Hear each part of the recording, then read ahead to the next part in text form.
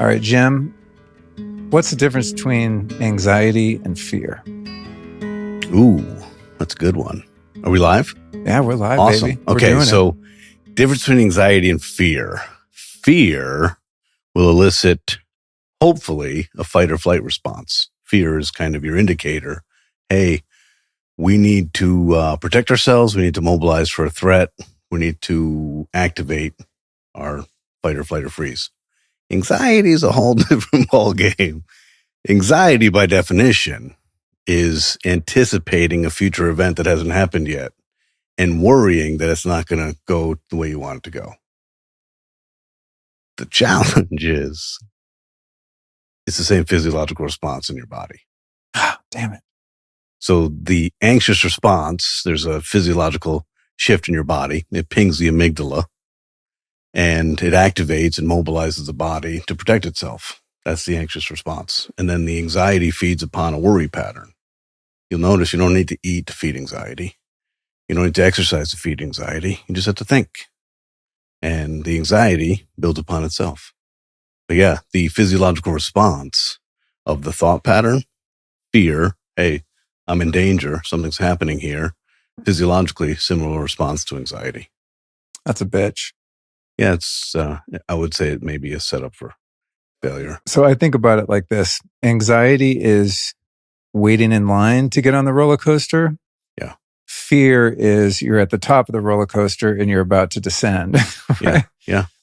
But to your point, your nervous system, your physiology views both of those situations as the same and you respond in the same way. Correct. To a perceived threat, you're still full of adrenaline and cortisol and completely sympathetic, even though it's a fake threat that you think might exist in the future, when it should be reserved. If we were really in charge of our nervous system and had some sense of agency, it would be reserved for the time when we're on the roller coaster when we really should be afraid. Yeah. Not before. Correct. Got it. Okay. So you'll notice when you're anxious, like in a worry pattern, usually it's around interpersonal conflict for most humans, right? Things happen. Your mouth gets dry. You perspire. You get distracted. Your lip might twitch, or you feel like some redness in your face. Your heart might palpitate. Your breath gets shallow. So basically, the fear response is immobilizing all the necessities to protect you, and it's taking all the resources that make us human and saying, we don't need those right now. I don't need you to think. I don't need you to feel. I need you to protect. So it's fascinating how that all happens, and you get narrow in your vision. You get very reactive. And you can do that just by thinking. So when people are anxious, you might say, wow, it's just in her head. Precisely. It is just in her head.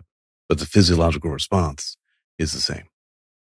I've noticed throughout my life when I'm emotionally charged, really afraid, angry, so on, that I lack all capacity to think clearly and logically. It seems like there's something that the emotions do that shut down the ability to critically think. Yeah. What's up with that? Like, why can't you be really emotionally heightened, but also think clearly? You can at a certain frequency, like 41 hertz, but other than that, you can't. So why? All right.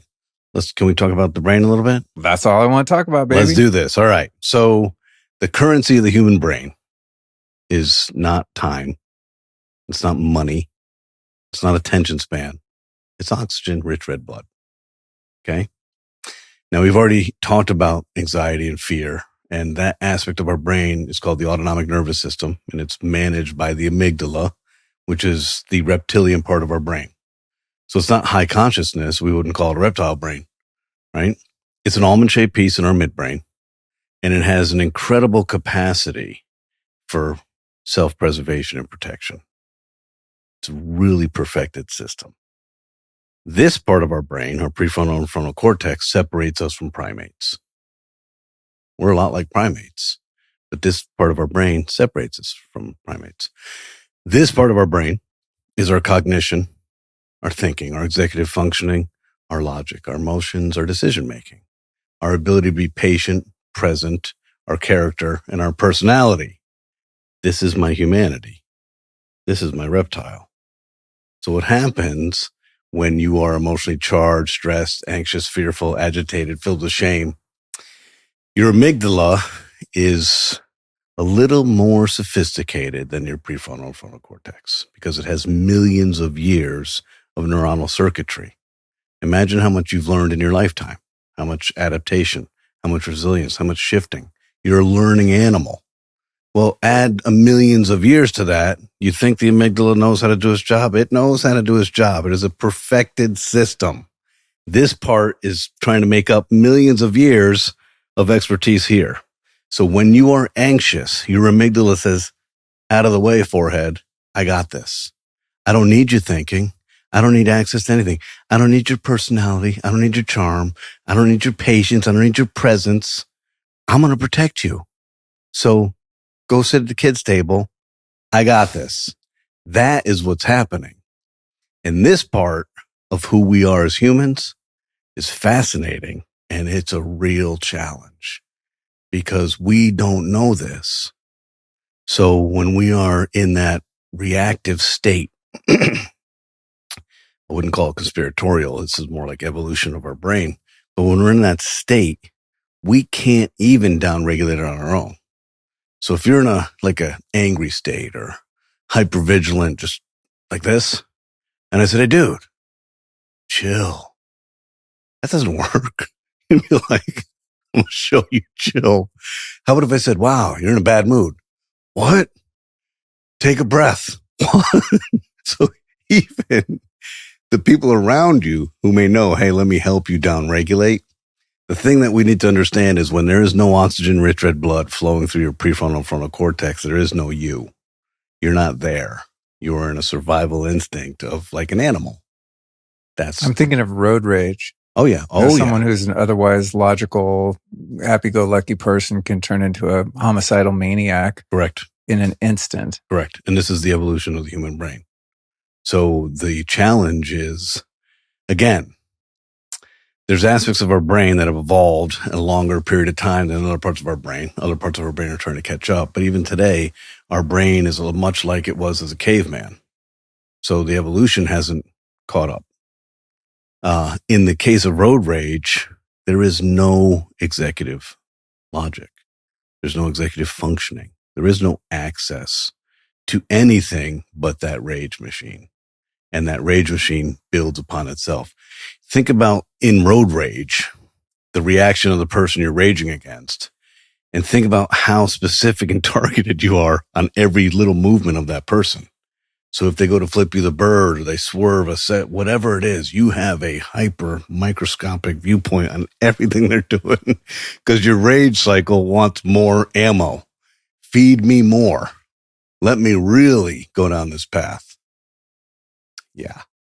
When we're looking at something like PTSD, what I've observed in myself is, well, in relationships, but in a lot of different areas in life, a situation will occur that consciously I don't know reminds me of something similar in the past, but there seems to be a realm of the subconscious mind that identifies this current thing, misidentifies it as the same threat from the past wherein it or I got hurt.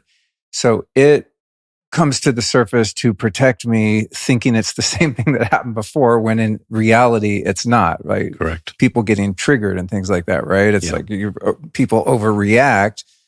Is it because there's a part of the brain that holds on to that time you touch the electric fence or you touch you put your finger on the stove? And so it's like, it logs that, okay, we're not going to let that happen again. And then 20 years, 30 years later, it tells you you're about to touch the hot stove, but there's actually no hot stove there. It's just a red painted stove. You see what I'm saying? How does that work in terms of, past traumas kind of resurfacing and causing us problems that are unnecessary? All right. So we've started with anxiety, fear, rage. We're going deep here. I mean, this stuff, I think all the listeners want to know. Here's what's happening in trauma. And again, A lot of this has to do with the physiology and the evolution of the circuitry of how the brain has evolved. And with that as the foundation, hopefully people can be less self-judgmental and critical and less critical of others. We as a species think we're in control a lot. We're in control of almost nothing. Literally, almost nothing. Your brain has a memory pattern and remembers everything that you've ever done, everything. And it catalogs it. In trauma, the magnitude of the trauma, the length of the trauma, will have a physiological impact on the brain. You can't see it. When you were traumatized, you couldn't see it. You weren't wearing a gauze on your head, right? You didn't have crutches at your ears to get your brain around. So we can't see what's happening in your brain. But here's what happens. Trauma, physical, sexual, psychological, systematic, doesn't matter what it is. It shifts the blood flow to areas of your brain.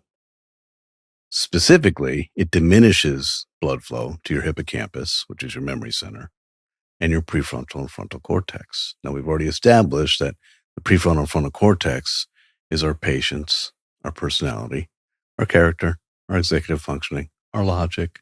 It's who we are.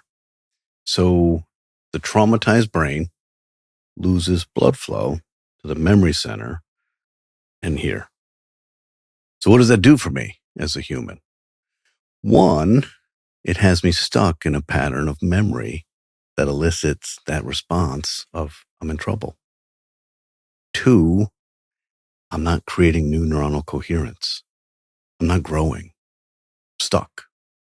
So if it's complex trauma, that person is stuck. Now, often, the brain's smarter than you. The brain knows a thing or two. It's paying attention all the time to everything. And it knows that, hey, you've had a really tough day today. Why don't we go get a glass of wine? Because you know that sip of wine will, all your problems will go away right now. And then tomorrow we'll do that. We'll take care of it. That's the brain's mechanism of understanding. Drugs and alcohol, since the dawn of mankind, have had a really dramatic impact on stopping the stress response with immediacy, predictability, and efficacy. Okay. So all of this is kind of related. But your central nervous system, you are always evaluating everything in your world, and you're looking for two things, familiarity and security. Your central nervous system has one defined job, self-preservation and survival. It doesn't care about anything else. It's not thinking Maslow's hierarchy of needs. It's not thinking spiritual ascension. Nothing. Keep me alive. So I have my five senses. I have my intuition. Those are my tools. This is how I evaluate my world. And then everything that happened to me, anything that created shame, anything that put me in danger, any failure, my central nervous system is like, you don't want to do that again. Do you remember when you were 7, Luke, and you failed miserably and everybody was laughing at you? So the memory bank is there, and your central nervous system does not want you to take any risks, because then it has to work. I don't want to work. I'm relatively lazy. The central nervous system is relatively lazy, but the amygdala and the anxiety and the fear is a workaholic. Now we're getting into some really challenging aspects of being human. So what you're saying is the central nervous system is constantly evaluating me for familiarity and security. It's looking at my surroundings all the time. Self-preservation and survival, priority number one. Taking risks, never. I don't want to take risks. I want to be a creature of habit. I want to make this very easy for me. Okay. Then the amygdala, the fear center, the anxiety, the worry, the stress, the anticipation, the agitation, that's a workaholic. So your amygdala is always like, hey, look over there in the corner. Maybe that guy wants to jump you. So it's a profound challenge for us. None of us know this. We're not taught any of things of how our brain works. But in certain situations, such as trauma, the physiological changes impact our behavioral pattern. And here's the challenge with trauma. You may go through a traumatic experience. Okay, I'm sorry that happened to you. Chances of you repeating that traumatic experience may be diminished, but your central nervous system is constantly looking for those patterns. So when it sees anything that even mimics that pattern, it asks the amygdala to step in and say, hey, I think we're in trouble. Over there, evaluate that. That's trouble. Activate. Not good. That's beautiful.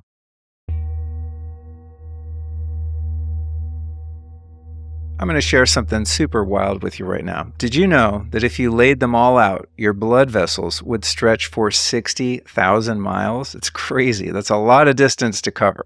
Now, the problem is, just like any high traffic lanes, they wear down over time. Eating a crappy diet, daily stress, and lack of movement don't help matters either. So maintaining blood flow in all those arteries, veins, and capillaries as you age is crucial to keeping your brain sharp, your muscles strong, and even your skin looking vibrant. That's why I'm stoked about Calroy's new Vascular Health Bundle. Calroy's Arterisol HP and Vasconaut HP work together to rebuild what's breaking down in your circulatory system. Arterisol HP is the only supplement clinically shown to restore and protect the lining of your blood vessels thanks to a rare seaweed extract with powerful cardiovascular benefits. And Vasconox HP delivers sustained nitric oxide so your blood vessels stay open, flexible, and ready to move oxygen where it's needed. So for real, if you want better endurance, clearer thinking, and faster recovery, this solution is simple. You need better circulation. And here is a special bonus for the lifestylist community. You can pick up Calroy's Arterisol HP and Vasconox bundle today, and not only will you save 25%, but you'll also get free shipping and a free bag of their microbiome gum, which actually supports your cardiovascular health while you chew it. So click on over to calroy.com/Luke to get your hands on this exclusive offer, because you can only be as healthy as your blood flows. So take care of it. Super easy. That's calroy.com/Luke to get your free bonus and 25% off. It's a great explanation. And as you're going through that, I think, why isn't this first grade in school? You're learning this, you know what I'm saying? I mean, imagine if this was part of the education platform to help kids as they're coming up start to differentiate these different, responses and mechanisms of mind and emotion. Imagine how much trouble we would be saved if we had a fundamental understanding of this as we go throughout the world. It makes no sense to me. I don't understand it. I think a lot about it because for 16 years, I've been Johnny Appleseed, educating to the world how our brains work. I don't think it's conspiratorial, but it's a big blind spot for humans. We all have a brain. What's funny is we all think we're unique. We literally think. It's not like narcissism and egomaniacal behavior. We really think that our experiences, man, is me. No, it's not like that at all. There's 8.4 billion people. That's a real big number. It's hard to understand what that number is, but there's 8.4 billion people. And of all those people, your brain is made from the same parts. It's like the Napa Auto Parts store. You have an amygdala. So do I. You have a prefrontal cortex. So do I. You have an HPA axis. So do I. So your external stimulation, your external stressors, your relationships, your toxins, your food supply, that's unique to you. But what is not unique is when the stress response comes to your central nervous system and your amygdala is activated, your HPA axis and all the different things that happen in your body, creating cortisol and all the stuff that happens is identical to every human on Earth. We should know that. No doubt. We should know how our brain works. We should be taught that the battle for our brain between a reptile and a human is oxygen-rich red blood. We should see with great clarity when I'm aggravated, if I can down-regulate that aggravation, I need to get breath. If I can get breath, I can stop this. But I can't because I don't have any function here to even remember to get breath. And like I said earlier, if our friends or someone tells us, it further perpetuates the anger cycle. So the whole thing, again, is it conspiratorial that no one tells us this? I don't believe that to be the case. But is it conspiratorial the way that our brains have evolved, and look how amazing we are today? Look how much opportunity we have for expansion, for higher consciousness, for love and gratitude and joy and all the cool things. Being a human is freaking amazing. It's amazing. But we're still saddled with a cave brain. That's demoralizing. But again, humans have known this for a long time. Meditation was invented 3,500 years ago. Have you ever been to Italy or Greece? No. Have you ever been to Turkey? No. Have you ever been to Egypt? No. You got to get to Egypt. You love it. You love I've Egypt. never left Texas. Well, I know that's not true because I have been to India. That was probably the most culturally impactful place I've been. And so it some of the really changed my perspective on life. Yes, yeah. And gratitude for the beauties of life that we have here. Totally. We take for granted. And also seeing how much, I'm just taken back, this is many years ago, but remember I was in a very remote village in southern India called Puttaparthi, and I was just cruising around on my little tuk-tuk way out in the country, just exploring. And we'd go into these villages, and these little kids, would run up to the tuk-tuk, and it's like they'd never seen a camera before. I had like a video camera. I mean, they're just freaking out. And it was so cool to see people living with such little means who were so happy. I mean, not just the kids, but everyone. I mean, it's just like, you guys cracked the freaking code here, man.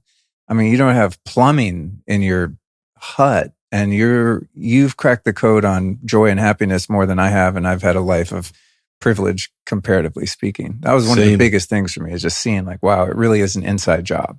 Same's going to happen for you in Kenya too. Yep. The gratitude, vulnerability, love, joy, access to aspects of their heart that we don't have. We're on a quest for economic growth. They're on a quest for love. And you feel it immediately. You're like, I remember you were texting me pictures from Kenya. Like, you're like, you got to come over here next time. Yeah. I said, these guys got it. Yeah. So the reason I was asking that is, you go to some of these places and you're like, wow, this architecture is 1,000 years old. This architecture is 2,000 years old.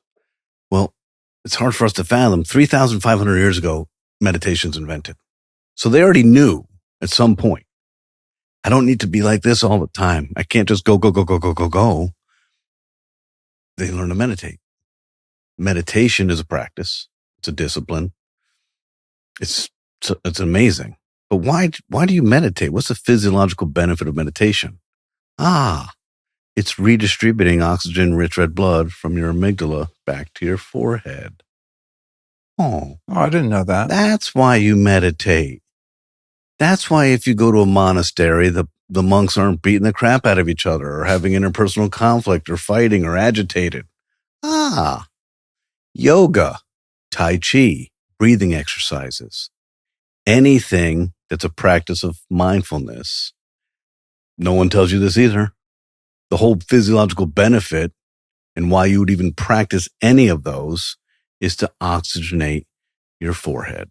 Because when your prefrontal and frontal cortex are fully oxygenated, you have access to being present in the moment without judgment.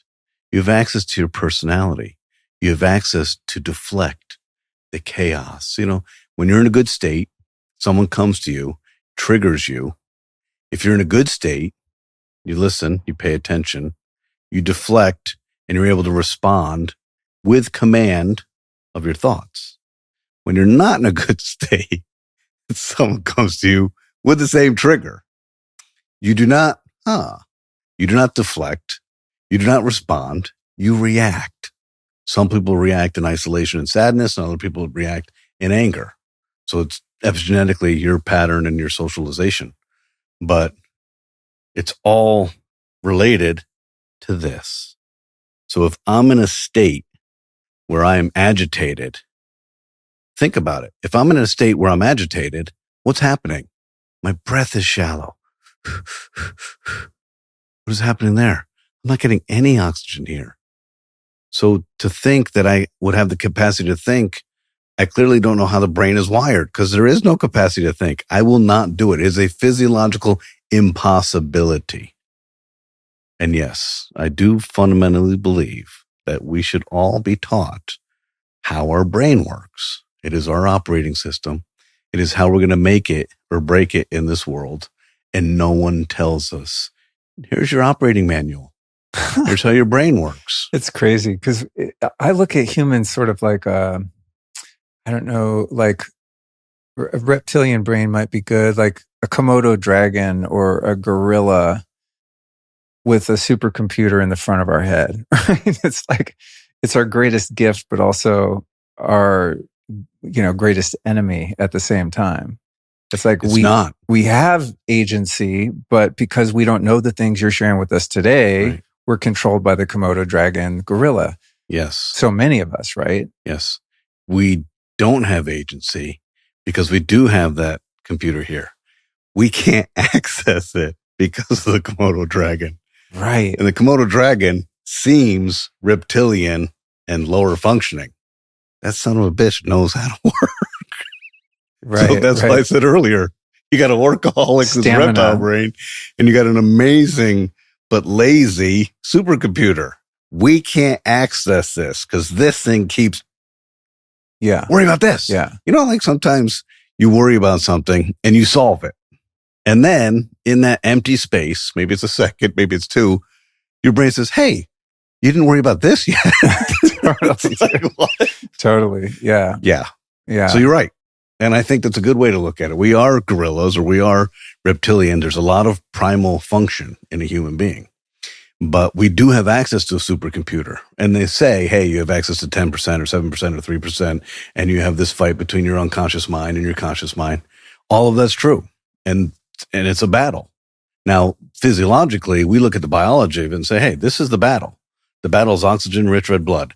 Distribute oxygen here, and you will not be able to tip me, and you will not be able to get me reactive unless you're literally trying to kill me. Yeah.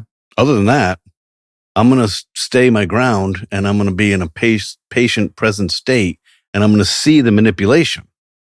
It's fascinating. It's like being in the Matrix. Yeah. I can see the manipulation. And not only can I see the manipulation, I can entertain and have empathy to see where it's coming from. I can see that that person is not purposely trying to manipulate the situation. They are in a survival pattern. They have no access to this, and their body is doing exactly what it's programmed to do. They're not in control. They're not in command. Mm-hmm. So I can literally see that, and then I can move with it.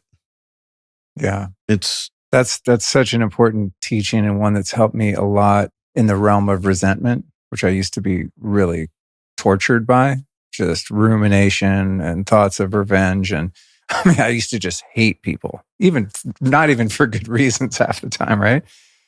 But it's this idea that everyone's literally doing the best they can according to their programming. Even the most, abhorrent, awful people in the world literally cannot be any different than they are, or else they would be, right? And I wasted so much energy wishing people would be different than they are. Well, because you look at how hard it is to change yourself. I mean, I've been working on this machine here for 28, 29 years, man. And I've made a lot of progress, but there's still a long way to go. It's a whip, baby. It's a work in progress. There's no end game. So that helps me a lot in just dealing with people in the world. But I think it's important. The part that I'm learning is also the discernment, right? And to be able to, not be so compassionate and empathetic toward people's plight and the way that they are, that I allow them to interfere with my space, right? You're bringing up two awesome points. So your listeners know your heart. They know your compassion. I hope so. They know your vulnerability. So any caretaker out there knows the challenge with a caretaker. A lot of the reward of a caretaker is taking care. But we can't really impose what we believe to be the recipe for that other person's success. Okay. And when we try, there's an existential battle where we give, but there's no vessel on the other side that can reciprocate that giving. And so you're going to literally existentially empty your tank, but not have anything fill it because they are not capable of filling it. It's not because they don't want to, but that lack of capability. that lack of being fulfilled, you go until you finally capitulate and say, shit, I can't help this person, man. My goodness. Then comes resentment because now you're empty. You're emotionally fatigued. You're frustrated. You're giving it. Then you look internally and say, wow, something must be wrong with me. I can't do anything for this person. See how that cycle is? Yeah, totally. So you can still familiar. give. You can still give, but you have to have a better understanding of the landscape of where the line needs to be drawn. So I, like you, I give. My whole soul is about giving. I'm a giver. I've spent the last 16 years bringing to the world technology to literally emancipate humans from stress. And it's been an incredible journey. And I give. But I learn where the end point is, because if the person is not capable of evolving or growing or shifting, then I know I can't continue down that path, because then my tank is empty and there's less in reserves for the next person down the line. Yeah. And that's a life lesson. Yeah. You know, we learn this as we go, and you are learning this. Yeah. And so you have less resentment because you're finding that there is a line that you don't need to cross anymore. And it is fascinating and hilarious to me when people think they can control other people when they're not even remotely in control of themselves. They're not. Social media is full of them. Well, it's fascinating. People trying to solve the world's problems, you know, and I'm like, you can't even solve your own interpersonal relationship issues, let alone trying to get the whole world to get along, you know? Our brains are incredibly sophisticated. There's millions of neuronal connections, synapses, firings. There's a blueprint for your health, but there's also a memory pattern for every time you failed. So when people think they're in control, they have no idea how their brain works, because you're not in control. A simple example. We can do an example of like snacking. All right. So say you like salty snacks, or say you like sugar. Sugar is one of the worst drugs on earth. Right? It has an amazing capability of tricking you. So you're at 7:00 at night, you had a long day, and you sit down to watch TV with your family, and you get a ping. Hey, I think you got some M&Ms in the cupboard over there. I'm familiar with this ping. Yeah, over there. Yeah. Shut up. Let's watch TV.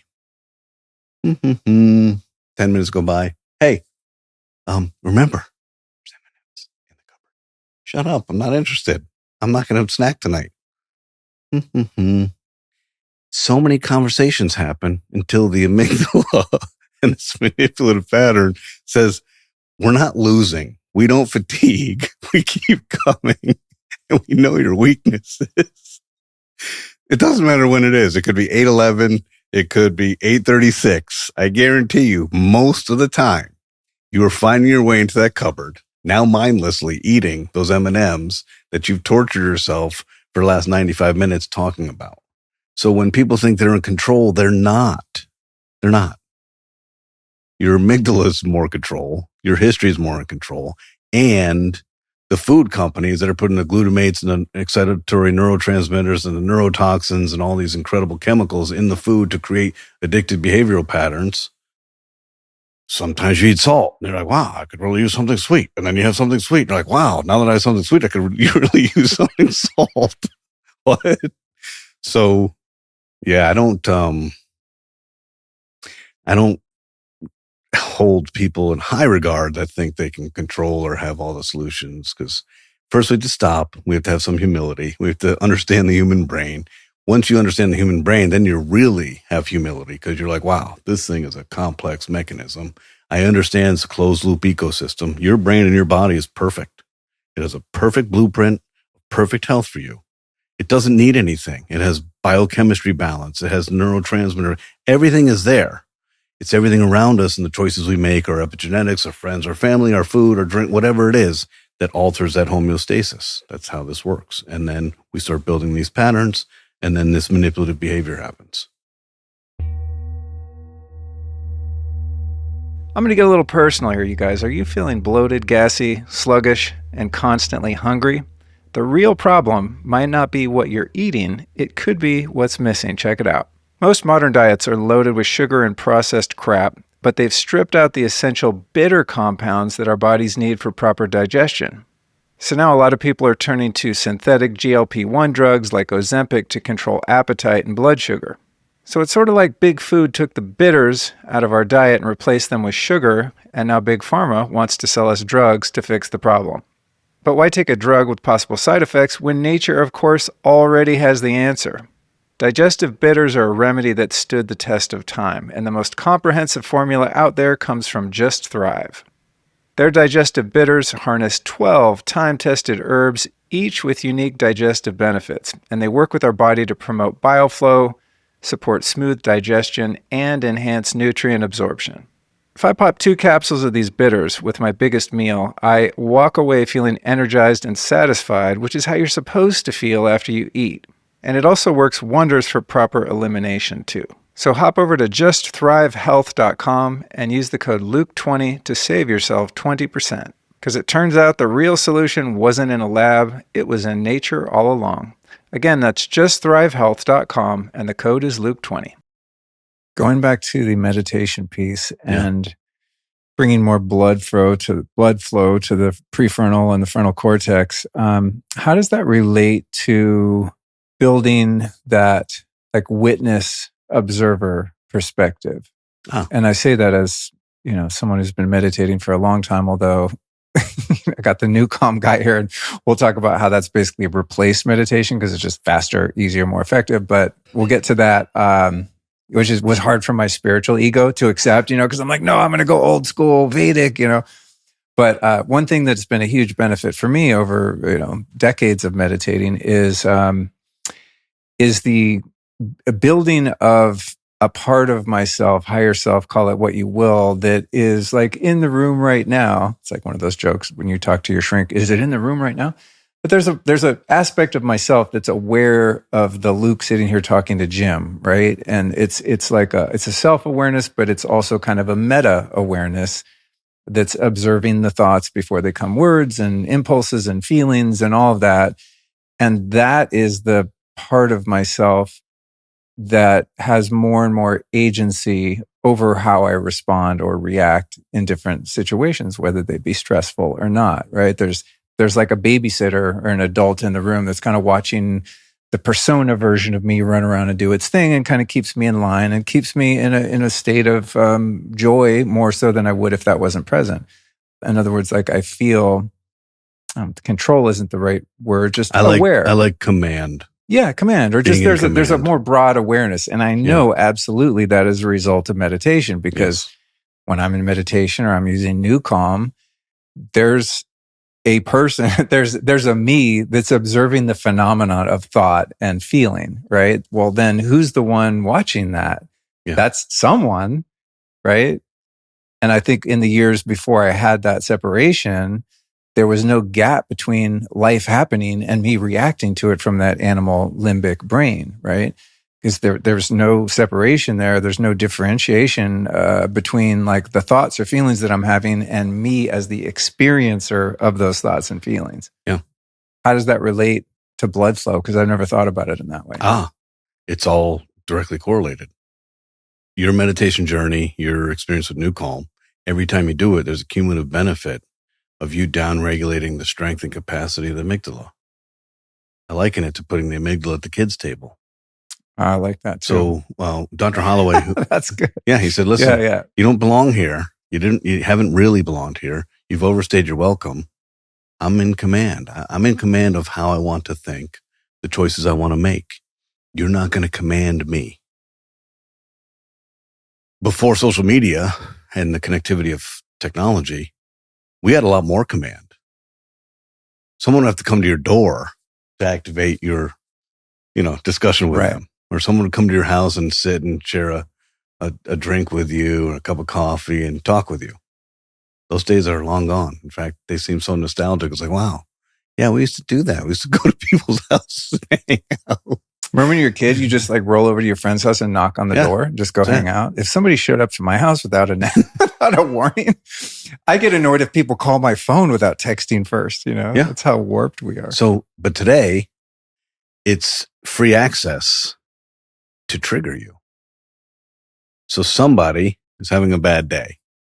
They choose to lash out on someone else. They send a nasty text.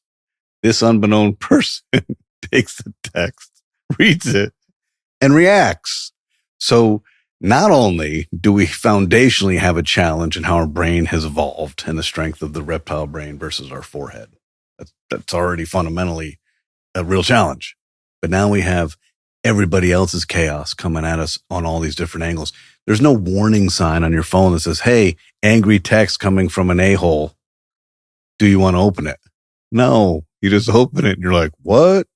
So every day that you practice mindfulness in the form of meditation or yoga or Tai Chi or breathing exercises or NuCalm or some other modality, you are purposely activating and channeling oxygen-rich red blood to your prefrontal frontal cortex. And every time you do that, you'll notice, even in the event that something happens that could be demonstratively triggering, you're not as triggered as you would be. You're not as reactionary as you would be. So you're still able to have the capacity to live whatever life you need to live, just without that rage or the pounce. Yeah. So there's that cumulative benefit. Meditation is a practice. Yoga is a practice. Tai Chi is a practice. I've been using NuCalm for 16 years. It's almost impossible for you to knock me off kilter.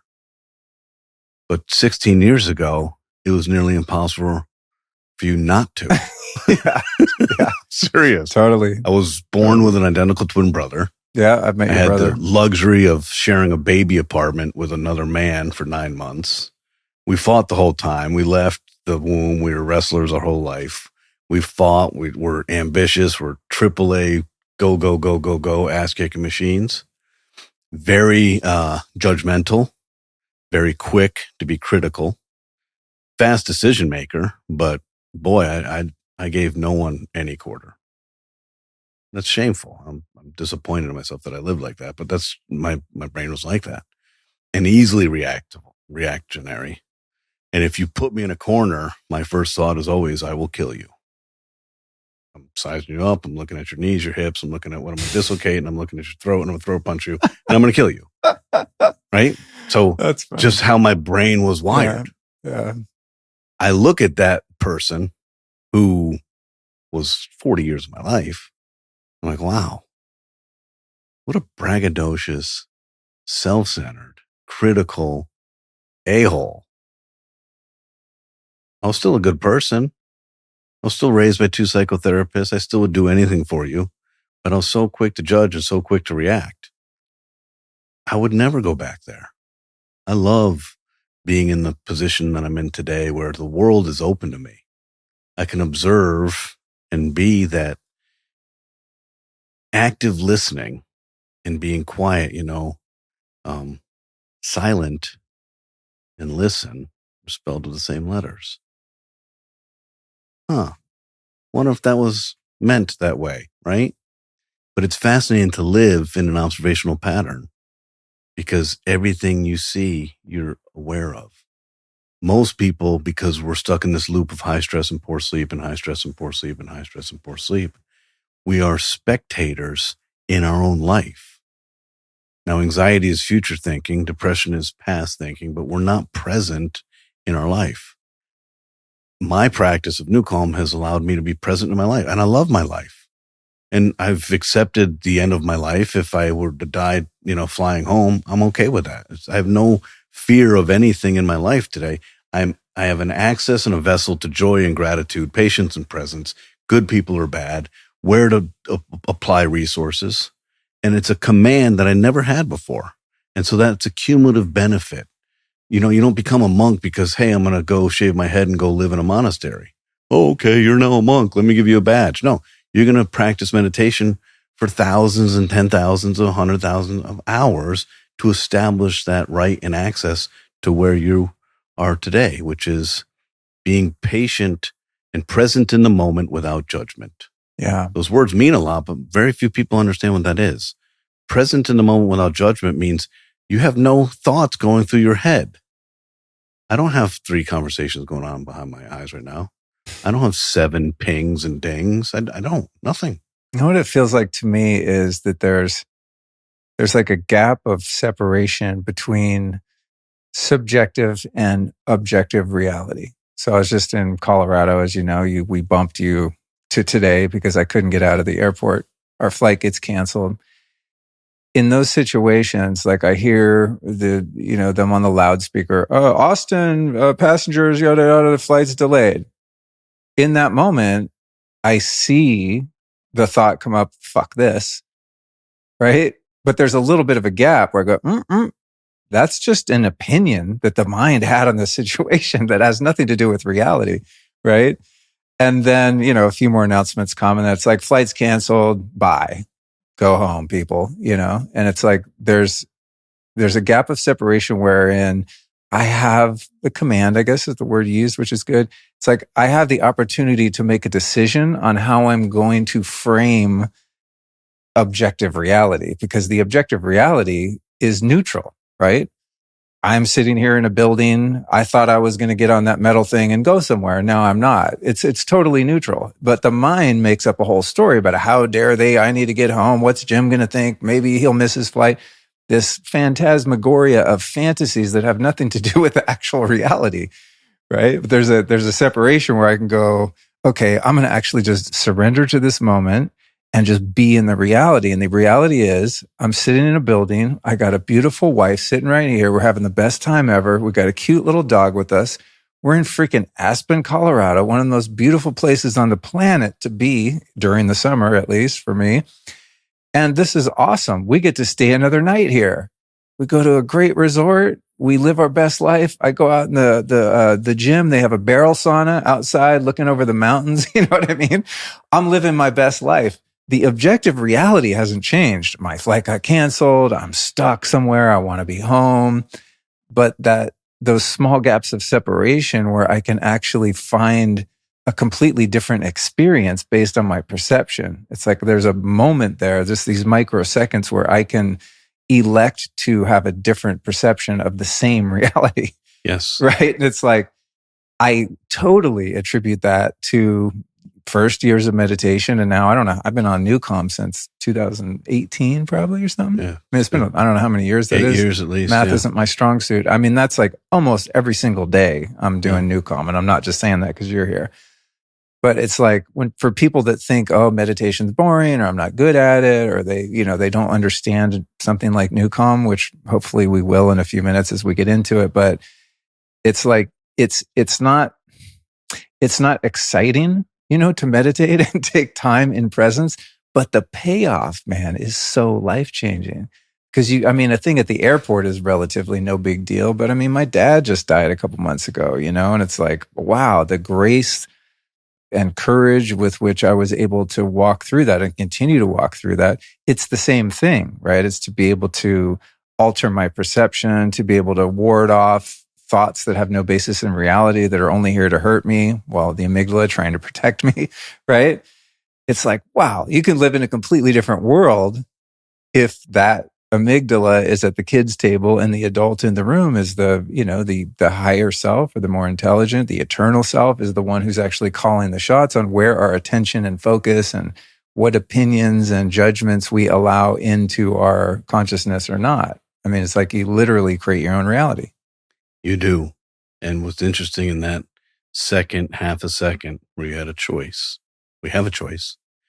If you stopped while you're doing your choice and reflected and looked at everybody else's reaction, everybody's going through the same choice. Yeah, totally. I can be subjective. I can be a victim here, or I can objectively see for what this is. And it's fascinating that there's 8.4 billion people, but there's really 16.8 billion people, because we all have this thing going on behind our eyes, all the energy that we use in that decision-making process. Meditation may not seem exciting. Yoga may not seem exciting. Tai Chi may not seem exciting. Doing a NuCalm power nap may not seem exciting. But the more you understand about resilience, longevity, lowering inflammation, living your best life, it's mandatory. It's not about exciting. I don't think a lot of people view sleep as exciting, but it's mandatory. If you don't sleep, you die. Well, we're going to get to a point in the chaos of life and the acceleration of all the things that are coming at us that having some type of mindful practice will become mandatory if you want to stay sane, if you want to achieve. I don't care what's going on. I'm going to do some form of meditation every single morning. I mean, it's been like that for years. I learned the hard way because that ability to have that choice, as I was describing in the airport, I mean, I might do okay if I skip a day here or there, but I don't want to risk it because you never know what life's going to throw at you, right? Like say the morning I went to the airport, I didn't have my NuCalm session or a meditation or whatever. I don't know. It probably would have been harder to access that split second where I could make a choice on how I was going to respond or how I was going to frame that reality, right? Like I'm not willing to take the chance. So for me, I mean, it's been, I don't know, 20 years or something. It's just like, it is, I don't care what's going on. It's non-negotiable. I'm going to make time for that, especially in the morning. You know, if I get an afternoon one in, like hallelujah, but the morning, I'm going to be more of an animal person than I am an angelic person. And I'm going to suffer. Even if other people aren't affected by it, like my internal experience is going to be shot. I'm just not remembering who I am and remembering, you know, what this reality is all about. You are actively and consciously making a choice to command your day. I do the same thing, and I wouldn't change that. You know, it's a trip too, is like this is a great analogy because this thing just happened with the airport, but when those announcements started coming in, I was kind of looking around, like just to gauge how other people are reacting or responding. And you heard a few people bitching and stuff, but not as much as you might think. It's a smaller airport too. It's also Aspen. Yeah. People they're like, oh, I guess I'll go next door and go private, you know? But what was really interesting is the representative, the American Airlines woman who, you know, gave us our boarding passes, and now she's at the gate and she's the one making the announcements, and all these people are coming up to her. Well, what about my? And she was just cool as a cucumber, man. Didn't flinch, happy, not stressed out, just chilling. And when I was in line to talk to her about our options, and when I finally got up there, she's still happy. And I said, "Can I ask you something?" Said, "Do you meditate?" And she goes, "Oh, no, but I probably should." I was like, dude, how are you being who you are right now? What's your secret? You know, and she's like, "Oh, I don't know." She's what's called desensitized. It's like an oncologist around death. Got it. She sees to people it every just single out. day. I was just looking at her. I'm like, you are like a yogic master. She's just chilling. She's either a yogic master, or she's completely dissociated from reality and has no empathy for anything that's happening because she's like, listen, this is every day, every hour of every day. But she wasn't even like checked out or dismissive. She was actively present and just kind and patient with every person that coming up there. Impressive. I was very impressed. I thought for sure she was going to go, "Yeah, dude, I've been meditating for years." She's like, "Oh, that'd be nice." So she was a unicorn, I guess. She was, and she also lives in the mountains. Yeah, that helps.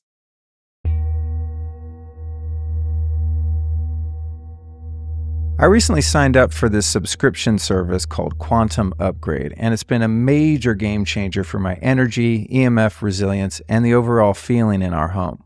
Let me explain how it works. Quantum energy is the energy that supports all life in the universe. It's nonlinear, non-local, and has an immense potential for health when it's harnessed and directed to you or into your living environment. Through many years of research and development, Quantum Upgrade created one of the world's most potent sources of usable quantum energy. So when you sign up for their service, Quantum Upgrade associates your home, car, phone, business, and even your pet with this energy. The energy you receive with the Quantum Upgrade is a high consciousness field that you can even customize on the fly. For example, I like to set different booster levels at specific times, such as before a podcast recording or during sleep. It's pretty awesome. The Quantum Upgrade energy streaming service has already been studied and tested by independent institutes, doctors, and labs with phenomenal results in placebo-controlled double-blind studies. It's been shown to improve red and white blood cells and even reverse stages 1 and 2 of blood clotting in only a few minutes. You can try it right now risk-free with a 15-day free trial by visiting quantumupgrade.io. All you got to do is use the code Luke15 to activate your free trial. Again, you'll find it at quantumupgrade.io. Let's talk brainwaves. So we're talking about blood flow, but in a NuCalm, the way it works has a lot to do with putting brainwaves where we want to be. And I've done a lot of neurofeedback training and have a fundamental understanding of what brainwaves feel like what and do what. But for those listening that don't understand how the electrical impulses running through the brain actually control our lives in reality. Everybody's brain oscillates in a frequency range, 41 hertz. It's a wave form, right? Frequency, what does frequency mean? Well, it's a wave. You'd see what a wave looks like.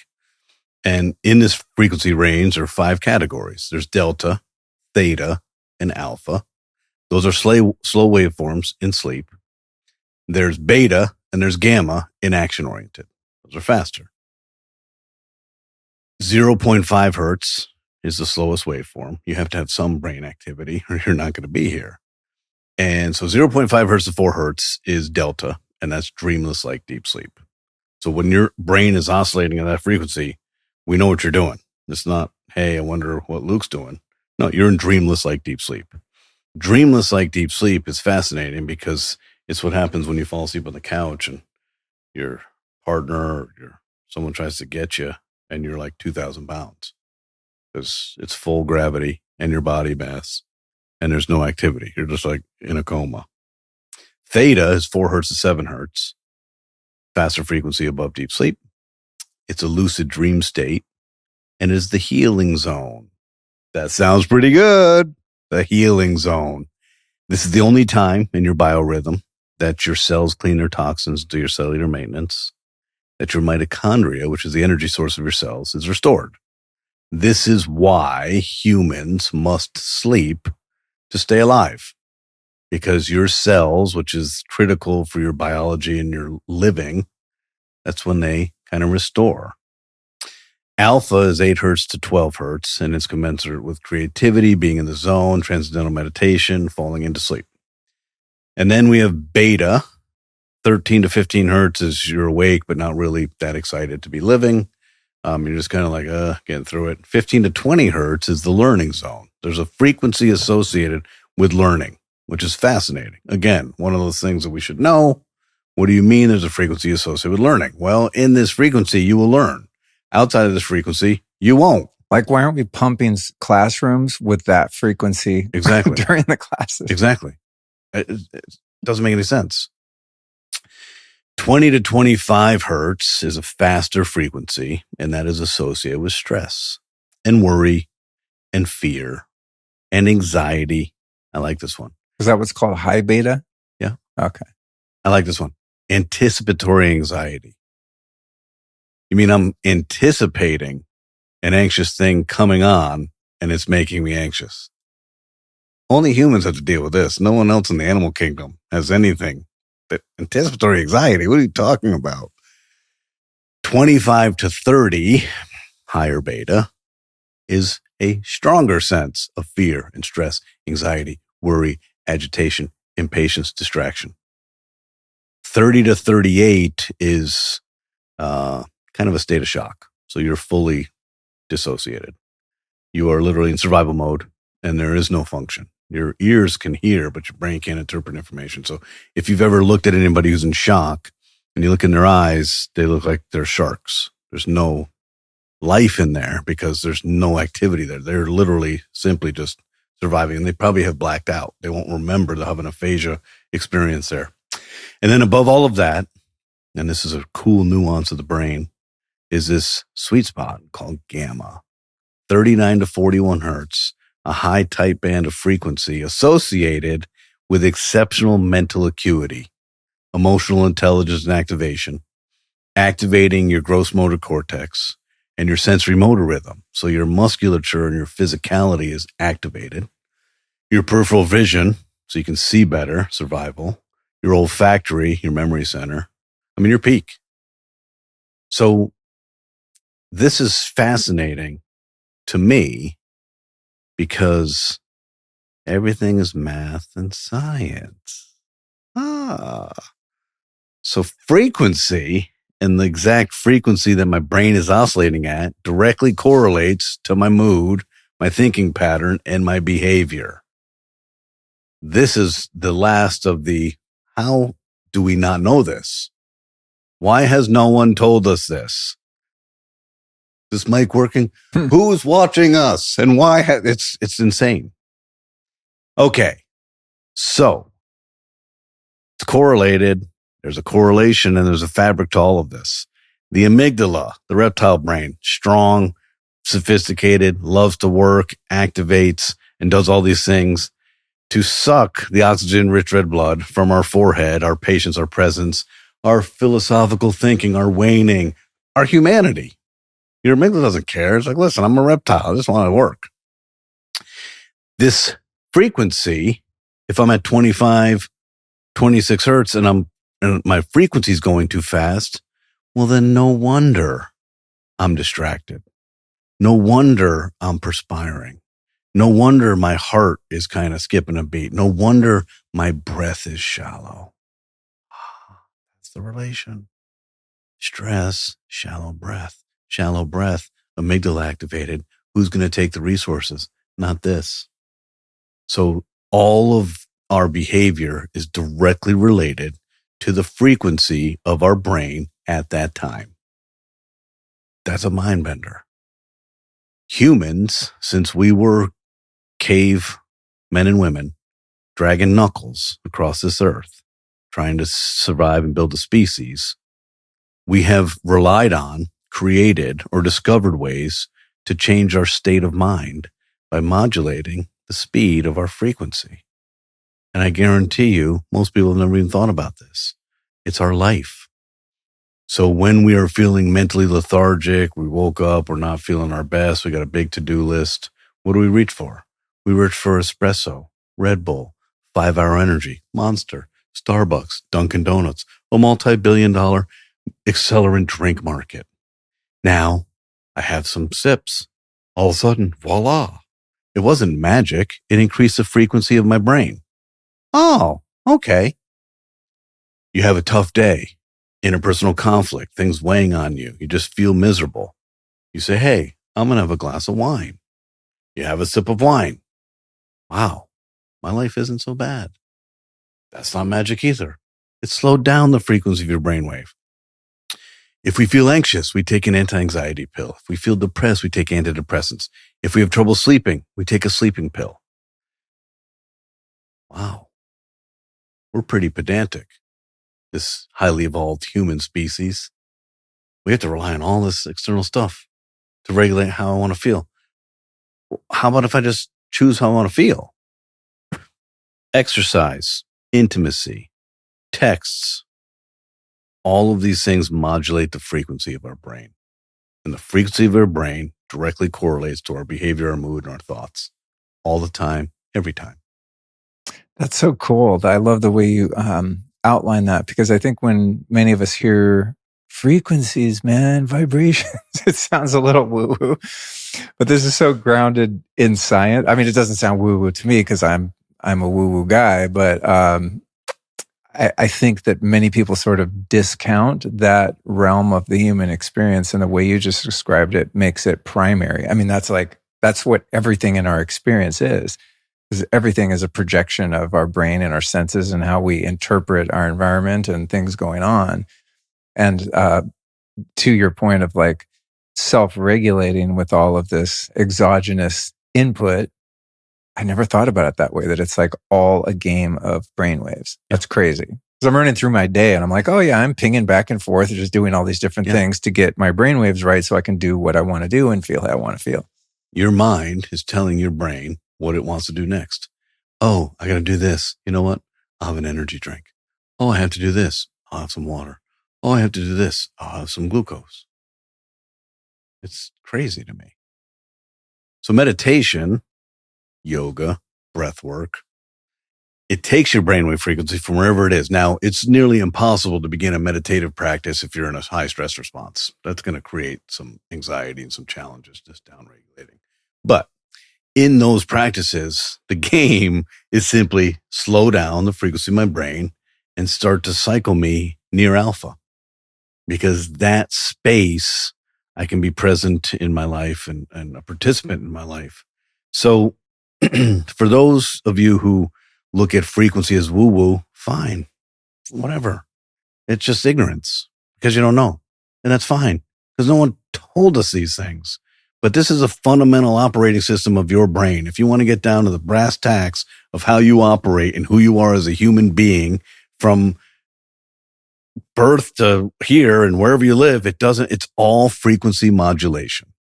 Now, the command and the control, meditation, yoga, tai chi, NuCalm, that command and control over time gives you the right to say, hey, I want to downregulate. I want to prepare. I want to absolve myself of stress or anxiety or worry. So from what we started talking about today, beginning with anxiety and fear, and then talking about the reptile brain and the amygdala, talking about the prefrontal and frontal cortex, talking about oxygen-rich red blood, talking about frequency, they're all related. It's all a triangle of the capacity of the human brain and the operating system of what it means to be a human. And we all play with the same operating system. Every single one of us. Frequency related, breath distribution here or here. Those are our choices. That's fascinating to me. And that allows me to be a far less judgmental human being and far more empathetic to look around and say, okay, I see what's happening here. And it's unfortunate that they're in that space, but they'll get out of it at some point, but they're not, And then when we look at, to me, I look at the last 5 years. Now, before COVID, we were already challenged as a species. We were living in the second great age of anxiety, which seems really unfortunate. I don't want to live in that age. Of all the time of human beings, there's a age of anxiety. Count me out of that one. I'm going to sit that one out. The first great age of anxiety was after World War I. Now remember, your central nervous system, number one job, self-preservation. What does it need? Familiarity and security. When you knock that all aside and nothing is what was normal is normal now, that creates fatigue and anxiety. Fatigue will create anxiety. Anytime you've been overly fatigued or malnourished, what's happened? You're easily triggered. Oh, 100%. Yeah, because the reptile brain's like, hey, he's tired and Poor he's sleep, a bad night's sleep. Yeah, it's over. Yeah, because you're unhinged because you don't have the command here. So the advent of technology, the abuse of our food supply. I was telling one of my daughters the other day, I said, I find it fascinating and really disturbing that humans, we only need a few basic functions to live. We need food as fuel and nutrients. We need sleep. We need water, and we need a sense of connection. We need some kind of intimacy with other humans. That's all we need. But in America, we've been poisoning one of the 4 pillars of how we live for decades. We are literally poisoning our own population. It's sickening. You're like, what are we doing? It should be alarming to any American when you fly into the United States, you can't bring food from other countries. That's food you're bringing in. They don't have the pesticides, the preservatives, the excitatory neurotransmitters, the glutamates. So that's crazy. So in the 90s and the 2000s and 2010s, the advent of technology, the environmental toxins, the food supply, we are now living in the second great age of anxiety. Things don't feel normal. I don't feel grounded. What used to feel normal and anchored doesn't feel that way. When we nostalgically reflect on our childhood, you're like, wow, we were very naive and things were just easier, and they were. So then COVID happens. Hey, you guys having fun in the second great age of anxiety? Let's throw a little more kindling on the fire. How would you like COVID? What? How would you like everything you thought was normal is no longer normal? In August of 2020, I'm in Faneuil Hall. Now, I'm from Boston. It's August, peak season of tourism. I'm in Faneuil Hall, one of the biggest tourist traps in the United States of America, and there's nobody there. I look straight, left, right, behind me. There's not a single human out. My brain can't accept this. It's like post-apocalyptic life. So now, central nervous system needs familiarity and security. Nothing of what I felt was normal is normal now. Doesn't exist, which means I have to burn a lot more calories, constantly evaluating everything, and now I'm fatigued. So now we have a human species 5 years removed that is fatigued and hanging on by a thread. We are all a thread away from the amygdala just saying, hey, I got you. There is no prefrontal cortex anymore. I couldn't care less about anything you have to say. I'm going to just dominate your behavioral pattern. So we are in a crisis. We're in a crisis. A lot of times when I lecture, I say the human race appears to be in a race to erase the human race. And you can't argue with that because you see all the variables against it. Like, wow. So that brings me to our mission and our movement and what we're doing. And when I first spent time with Tony Robbins, it was about 11 years ago. And he said, Jim, why are you here? He didn't say it like that. He said, Jim, so tell me, why are you here? And I told him, and I said, I'm on a mission to change the world, Tony. And it's not what you think it is. I'm going to emancipate and liberate humans from stress. I'm going to solve your stress. And if I do that, I'm going to give you good sleep. And if I do that, change the game. That's what we're doing. So the amazing, esteemed, illustrious, brilliant, compassionate human being by the name of Blake Holloway was a naturopath, a quantum physicist, a neuroscientist, a genius amongst geniuses, went on a quest to help people that related to his life because as a child, he was abused. So he grew up with the structure of trauma in his brain physiology. And I think he carried that trauma with him for his entire life and made him stay on this quest of incredible perseverance and trial and error and persistence to figure out one thing. Jim, if I can help solve complex trauma and addiction, I will do it by effectively, safely, and predictably slowing down everybody's brainwave and holding it into theta, which is the healing zone. Your body knows how to heal you if I can liberate your monkey mind from dominating your body's healing response. So theoretically, that was the challenge. He began this process in 1990. I can't overstate his intellectual genius. I've never met anyone remotely like him. We have 52 medical advisors on our advisory board. These are the best and brightest academicians, scientists, and doctors in the world. We have mathematicians from NASA. We have statistical biophysicists from Harvard. We have psychoneuroimmunologists, neuropsychologists, you name it. We got it. You could put them all in a room collectively. 52 of them together weren't as intelligent as Blake. He was a super freak. It took him 19 years to figure out how to manage the human brain. That'll create humility. When you realize how complicated the brain is, the evolutionary stuff, the neuronal circuitry, the way the brain compensates for anything you do. You do this, it responds this way. You do this, it responds this way. So the goal was, I need to empower a human that has lost their power. Traumatized brain cannot self-regulate. Coming out of trauma, if someone said, hey, go meditate. What? I close my eyes, man. It's go time. Yeah. What are you talking about? All you're doing is going to create shame because I'm going to sit there and first of all, I don't even know what I'm supposed to feel, but it certainly shouldn't be that. Feeling like I'm going to puke is not meditation. So how can we empower those who need it the most? We have to figure out a way to downregulate your brain like a thermostat. That's what he did. So he spent 19 years of his life building a software bed. Software. Algorithms, frequencies, pitch, binaural signal processing, isochronic waveform. I mean, he brought the kitchen sink because of the complexity of the brain. It's in a software. Then we compose music on top of the software. We compose music on top of the software for two reasons. One, we can add additional layers of complexity to the music to serve as a better envelope to deliver to the brain. Hey, you got a package here. You want to sign for it? Yes, please. Well, this is going to be good.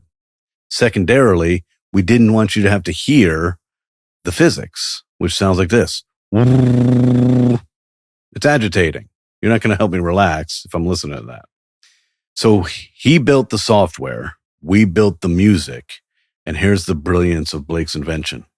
We use your ears to present your brain with precise signals. Your brain happily synchronizes to those signals and off you go. And the the real cool thing here is your brain, my brain, everybody's brain. Nobody's brain wants to be managed. You have what's called a locus of control. You don't want anything touching you. You don't want a surgery, a drug, of nothing. Don't touch me. I got this. So your brain would naturally resist any type of thing to modulate it, but 4 hertz is inaudible to the human brain. You can't hear what we're doing. So we have an app, you select rescue, it takes you to 4 hertz, you put a headphone on, you're listening to music, and all of a sudden, bye-bye. You're drooling. You're done. We took you where we needed to take you.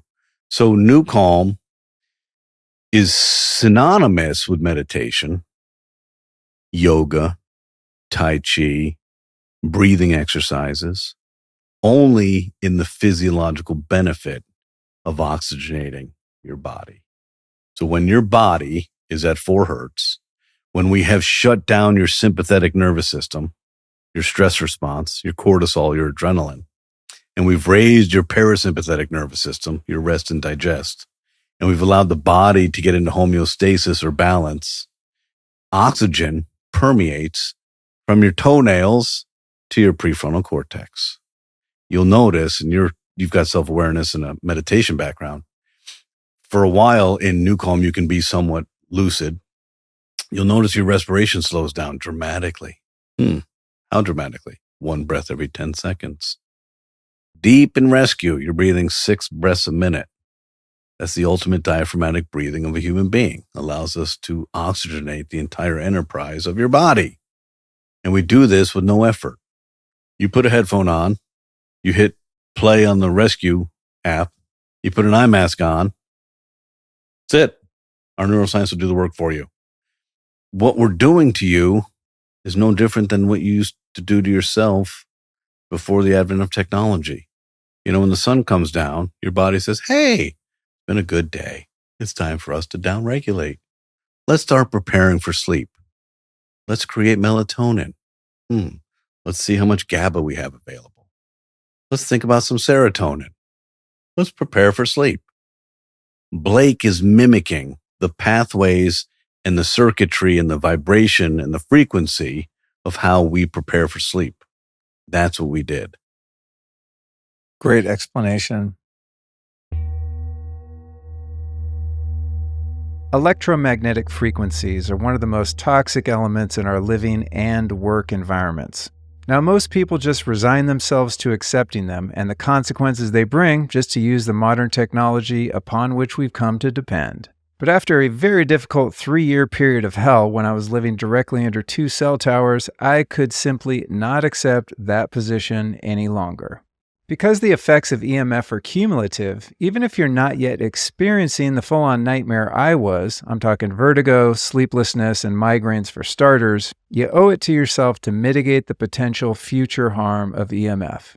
And by far one of the best ways I've found to do that is by using something called a Blue Shield. It works like this. Blue Shield devices emit biologically coherent frequencies that are essentially loud enough to compete against the incoherent, non-native EMF fields produced by things like cell towers and Wi-Fi.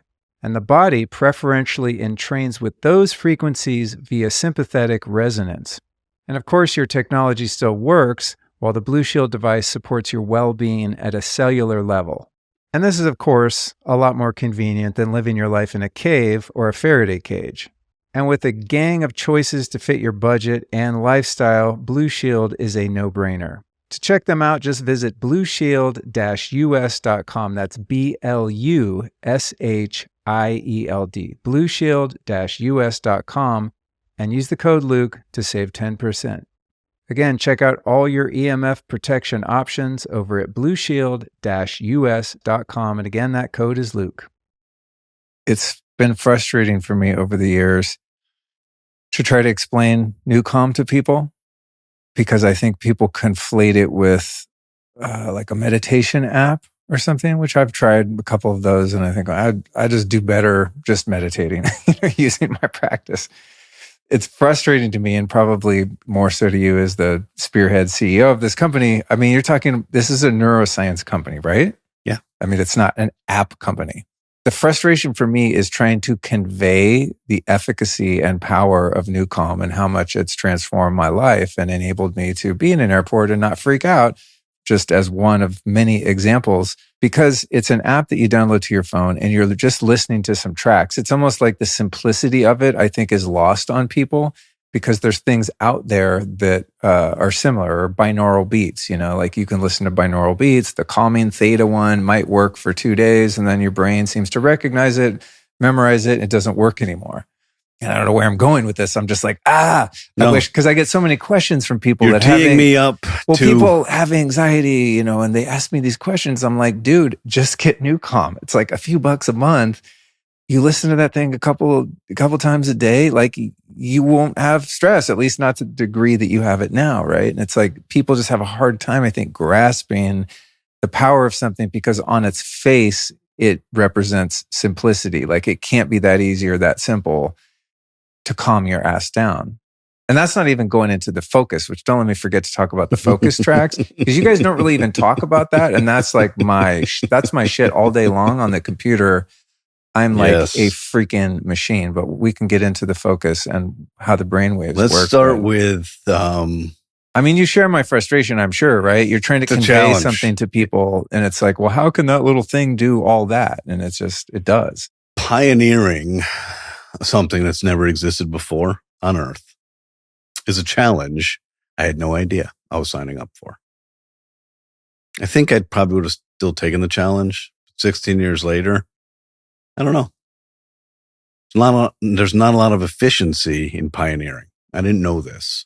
I do now because in my isolation and frustration, I had to study pioneers in our past to see what's going on here. And here's what's happening.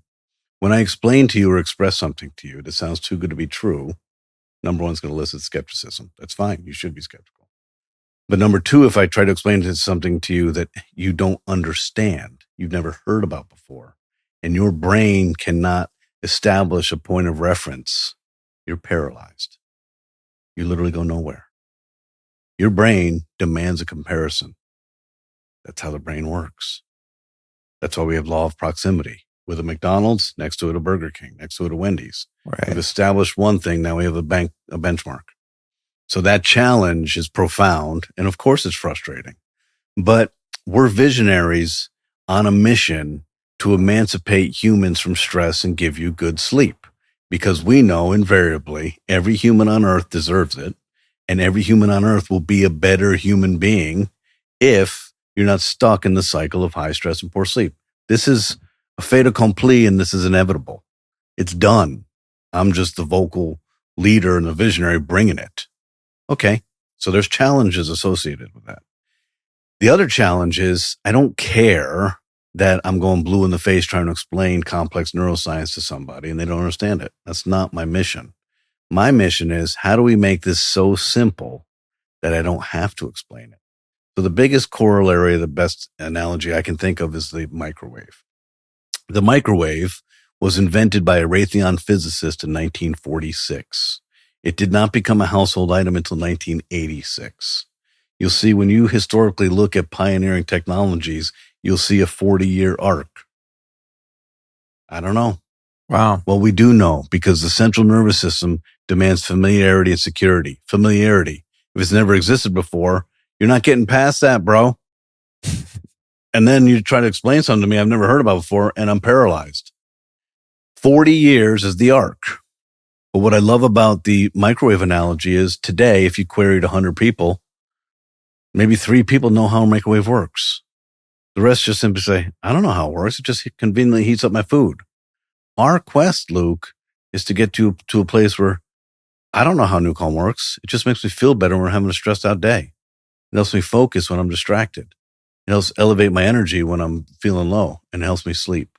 So our quest is not parallel to the experience we're having trying to convince humans of this what can be. So there's 2 paths that I take for the common human being who does not know why this is different. And I don't blame them. We now deliver the simplicity of an app, 35 years and almost $50 million of the world's first and only patented technology, clinically proven to balance the nervous system of a human being. I mean, it is a magnitude. We're coming like with a truckload of what into an app, but consumers don't know this. So they see an app. They immediately, because their brain demands a comparison, compare it to another app. But like you said, we're not an app company. We are a neuroscience company that chose, with eyes wide open, in 2016 to figure out how do we take a $6,000 complicated 4-component FDA Class 3 medical device and move it to a simple, affordable, and accessible outcome. I remember right after that transition. Yeah. So that's when I found NuCalm, and I was like, oh, this is great, but like, who can afford it? Not a lot of people. Not a lot. Yeah. I spoke to a high-level architect yesterday, and he says, I never heard about NuCalm before. I said, I wouldn't think you would have. He said, why do you say that? I said, well, unless you were a special forces operator, a Navy SEAL, worked for the FBI, you were a pilot, doctor, professional athlete, or a celebrity, we never marketed NuCalm. It was an FDA Class 3 medical device, and we served certain verticals. So unless you were one of those, of course you never heard about it before. The second thing that I will tell somebody is, listen, let me explain to you binaural beat. Binaural beat is a delivery mechanism. What does that mean? Well, say, for example, I order a pizza and the pizza delivery boy shows up. I don't eat the pizza delivery boy. I eat the pizza. So when you're talking about binaural beat, you're mistaking the delivery mechanism for what you're actually presenting to the brain. And people, they don't want to pay for anything, and they don't want to learn anything, and they don't want to think too much anymore, right? Everything's short attention span. So we can use logic. We say, do you think a 99-cent binaural beat app may be different from a $6,000 FDA Class 3 medical device that's patented and, maybe different? I don't know. That doesn't work. I hit him with the delivery piece. The brilliance of Blake Holloway was that he wasn't an audiophile. Binaural beat was discovered in 1839 by a German scientist, which fascinates me. And basically, it leverages the brain's compensation. Your brain compensates. So you trick the brain. You put headphones on and you present the brain with 1 hertz in one ear and a different hertz in the other ear. And the brain gets the signal and says, wait a second, these are asynchronous. And it naturally subtracts the difference and you're left with a beat. So if we want to bring your brain to 4 hertz, we'll have 512 hertz in your left ear, 508 hertz in your right ear. The brain subtracts the difference. Inaudible. Now your brain is being presented. Binaural beat apps have the theory right. They don't have the complexity of the brain right. So like you said, you do a binaural beat app, it's theta. First time you listen to it, it's fascinating. Second time you listen to it, it's amazing. Third time you listen to it, it's pretty good. Fourth time you listen to it, yawn. Brain doesn't care. Because your brain has what's called the reticular activating system. And the reticular activating system helps you stay alive and not go insane. How does it do that? It filters everything. You get billions of packets of information from your visual cortex every day. Can you imagine if you had to process every bit of information? You'd go mad. You get tons of information from your auditory motor cortex, from your tactile, from your olfactory. The reticular activating system is the most profound, complicated, and amazing filtering system in this world. And then, after it's figured out the patterns, it finds shortcuts. Because remember, the amygdala is a workaholic. This thing's lazy. It's a shortcut machine. This is why there's no such thing as a second first impression. You will never have a second experience that's profoundly better than the first. Why? Central nervous system, familiarity, security. This is new. Activate all my senses. Make sure I'm safe. Figure this out. Second time you do it, I've already figured it out. I already know the patterns. I already know what the waiter's going to say. I already know what the linens are like. I already know what the appetizer's like. What? It's kind of a bummer because, sometimes we want a repeat of an amazing experience and it doesn't exist because of the complexity of our brain. So the reticular activating system is this incredible complex filtering system. Blake's genius was, hey, I know how to trick it. What am I presenting to it? That is where he built what is a nonlinear oscillating algorithm. What does that mean? That means that the pattern is perpetually dynamic. What does that mean? That means you activate the reticular activating system to follow this pattern that never stops. That means you will never figure out NuCalm. Dude, subjectively, one of the weirdest things about NuCalm to me has always been, even though there's music tracks over, the software that he designed, I still do this, and I don't know why. Maybe it's just the way the brain works. I try to memorize the music. Yeah. Right. Like, oh, next it's going to go ding, dong, dong, ding. And it's like, by the time I get to it, it's changed and I can never memorize it. Yes. Ever. Yes. It's crazy. I mean, and it probably has something to do with why you can't build up like immunity to it or like a tolerance to it. Right. I think like, okay, I've listened to, I don't know, the Rescue 20-minute thing. I'm going to probably listen to it a few thousand times by now over the years. Yes. And it amazes me that it still works. Like I would think my brain would have been like, oh, nice try. We're still going to stress out and worry about this thing. Yes. You're not going to relax. Yes. Even though you want to, but it's like, I cannot outsmart it. No. It's bizarre, dude. It's amazing.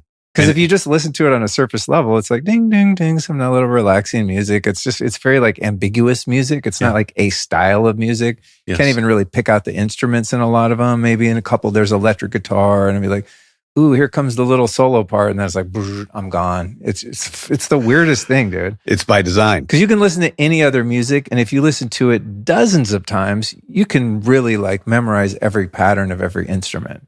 This is by design. You know what's coming. Our goal is to trick your locus of control. Our goal is to allow your monkey mind to take a little hiatus. How do we do that? Remember, your brain is really, really sophisticated, really sophisticated. So you bring up some really good points, which I love. In the music, as soon as you start to connect emotionally to a melody, your mind will begin to control you again. That's why it shifts. It's always moving because it's always tricking you. Everything we do is designed to trick. Well, that's another thing I've wondered too, is I'm like, who are the musicians playing this? Are they just freestyling? It's like a jam band or something. You know Not even close. I'm like, how do you, as you know, like an amateur musician, I'm like, I couldn't do that if you asked me to. Like, hey, you know, make this track in this key, but never repeat the same measures again. Like, how do you just like invent every couple bars a whole new measure and you never go back to the original core idea? Like, there's no structure to it. It makes jazz feel structured, you know what I mean? And jazz is intense. Yeah. The key changes. Yeah, it's amazing. Okay. Yeah. This is great. So, and this will elucidate a little bit more complexity of just a 99-cent binaural beat. Our goal is to pace your mind to a certain outcome, all mathematical. And we have a physics platform, and the physics has a nonlinear oscillating algorithm. So the pattern, the signal that's presenting in your brain is nonlinear and constantly dynamic. You'll never figure it out. I know the math. I've been using it for 16 years. I used NuCalm Rescue today, this afternoon for 20 minutes. Went to the same place I always go. I don't know where. So the music, we have Dan Celine, who's an incredible gift to humanity. He was one of the pioneers who brought new age music to the world in the 90s. He sold his record label to Virgin Records, and he went on a hiatus and went to India and followed, meditation, and was retired. He got introduced to NuCalm through a monk. How does this happen? This is awesome. The monk introduces him to NuCalm. He contacts me. He tries NuCalm. 2 weeks later, he says, "What is this?" I said, "What is what?" He said, "I'm reaching levels of meditation I've never reached before with a predictability I didn't think was possible and a depth that's blowing my mind. What are you doing?" So I explained it to him. "Great, cool. This is fascinating. Really like you. Have a good day." 2 weeks go by. I get another call from him. He says, "Jim, I don't know kind of your spiritual or religious affiliation, but I'm going to say something you may find strange. I'm being called to you." I said, "No, I don't find it strange at all. It's been happening the entirety of this journey. What are you being called to do?" He said, "I don't know, but I have an expertise in composing music designed to trick the human brain." Oh, wow. So bingo, thank you, universe. You can't really make this up. He has access to some of the best engineers in LA and one of the best musicians in the world today out of California. This musician plays over 60 instruments with a precision and efficacy that you've noticed. They have an expertise in what we're doing, and we have a 10-year learning curve on this. We've been doing this together for 10 years. So here's what we do. I give to them the matrix. So Rescue 30. Rescue 30 starts with an 8-minute departure lounge. What does that mean? You have a locus of control. I have a locus of control. I can't just take your brain to 4 hertz. Your brain would be like, no, not doing it. So we take you down, we take you up, we take you down, we take you up, we take you down, we take you up. I'm literally seeking permission from your central nervous system to allow us to control. That's fascinating. Happens every time. 8 minutes into Rescue 30, you are now at the floor of theta. You're in that lucid dream state. You may be snoring, you may not be. You're not with it. You may be in and out of consciousness. Okay. And then you're there for the entirety until the last 4 minutes. In the last 4 minutes, we begin to cycle you up. And at the end of the track, you're back to 15 hertz. You're welcome. Yay. You just had 3 hours of restorative sleep in 30 minutes. We've restored, we've repaired you, we've solved your stress, and we've oxygenated your frontal cortex. They get the matrix. They have to compose the music with the math. So that's why it's choppy like jazz. Here's the math. Whatever you do, gentlemen, do not obstruct the physiological outcome of what we're trying to accomplish. You are an accompaniment. You're not the method of action. So it takes us 11 to 26 months to create a single track. What? When you're listening to this, you're going to notice a level of complexity and overlays. You'll notice the environmental pieces we use. And every track has a specific outcome. And I love the math and science and the art of it. There's an art to this. So I will give to Dan, here's the matrix. We're going to do a Rescue 30. And I'd like this to be maybe reflective and introspective and maybe a little bit on the sad meter. Okay. They'll listen to it, just the physics. They'll listen to it for a couple weeks and they'll get their inspiration. Then they'll think through the music, the instruments they're going to use. And then they have traveled this earth with a 3D holophonic microphone recording at the highest levels of recording nature sounds, whether it's cicadas at a vortex in Arizona, whether it's the beach in Kauai, whether it's sunrise in Big Sur. So all of those tracks you get, everything's layered. The most layered one was Rescue 50 with 54 layers on the track. 50-minute track. I love that one. With 54 layers. That's the one I use most of the time while flying. Yeah. Yeah. So we're right now doing a collaboration with Roger Love, one of the top vocal coaches in the world. Oh, yeah. If not the top. Yeah. And he was like, Jim, Tony Robbins is one of my students, and so is Jim Quick. And I know that they're dear friends of yours and they love NuCalm. And I know that they're the 2 collaborations you've done and the only 2 voiceovers you've done. So this is going to be amazing. He has an understanding and a gift for music, tone, pitch. So we're doing collaborations now with one of the best people who understand the voice in the world. And the first thing I asked him is, what would you like the person to feel? He's like, what? I said, we can elicit an emotional outcome the whole track. Would you like them to be down-regulated, maybe take the edge off? Would you like to have access to their subconscious? Would you like them to be focused, a little energized, and maybe a little elevated? He's like, what? You can do all this? I said, yeah, we can do all of it. It's like alchemy. We do anything we want. So it's a fascinating aspect to this. We are such the antithesis of an app. We're such the antithesis of a meditation app or a gizmo or a gadget. And for us to be compared to an app that might have bedtime stories and music is a joke.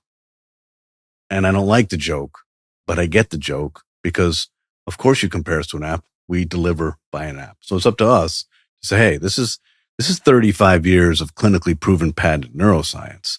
This is FDA, Health Canada, military approval, NSS certified for sport. This is 52 medical advisors.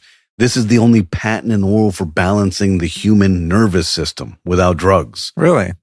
Yeah, in 2015, we received the only patent in the world for a system and a method used to elicit and balance the autonomic nervous system of a human being without drugs. That's nuts. It took us 5 years of very, very complicated research with the best mathematicians at NASA and Harvard Medical School studying stage 4 cancer patients versus the Chicago Blackhawks.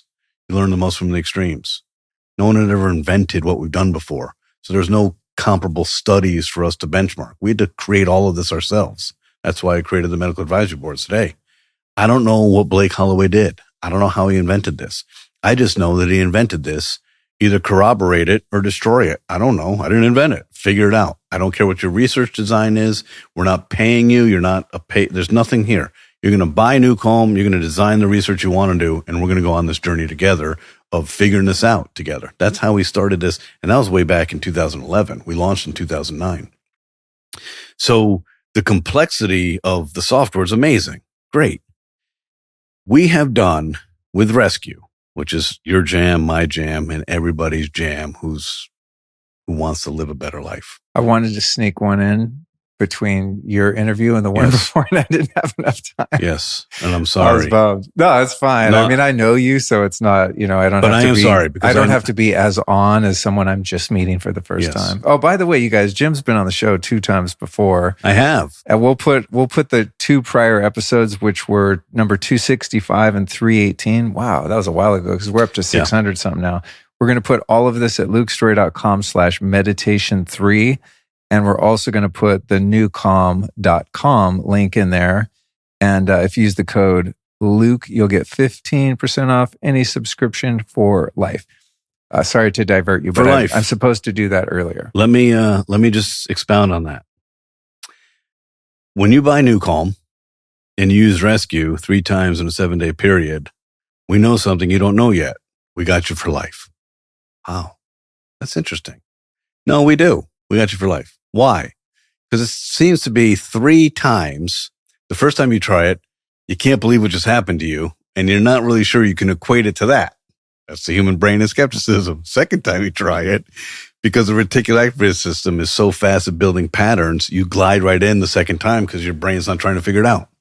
Third time you try it, now you're starting to get that cumulative benefit. At that point, 3 rescue experiences, you're like, I don't want to go back to living the way I used to live. I wasn't in command. I was reactionary. I was fatigued all the time. I wasn't myself. I never felt in balance. I never felt like myself. And I don't want to do that. That's how we know.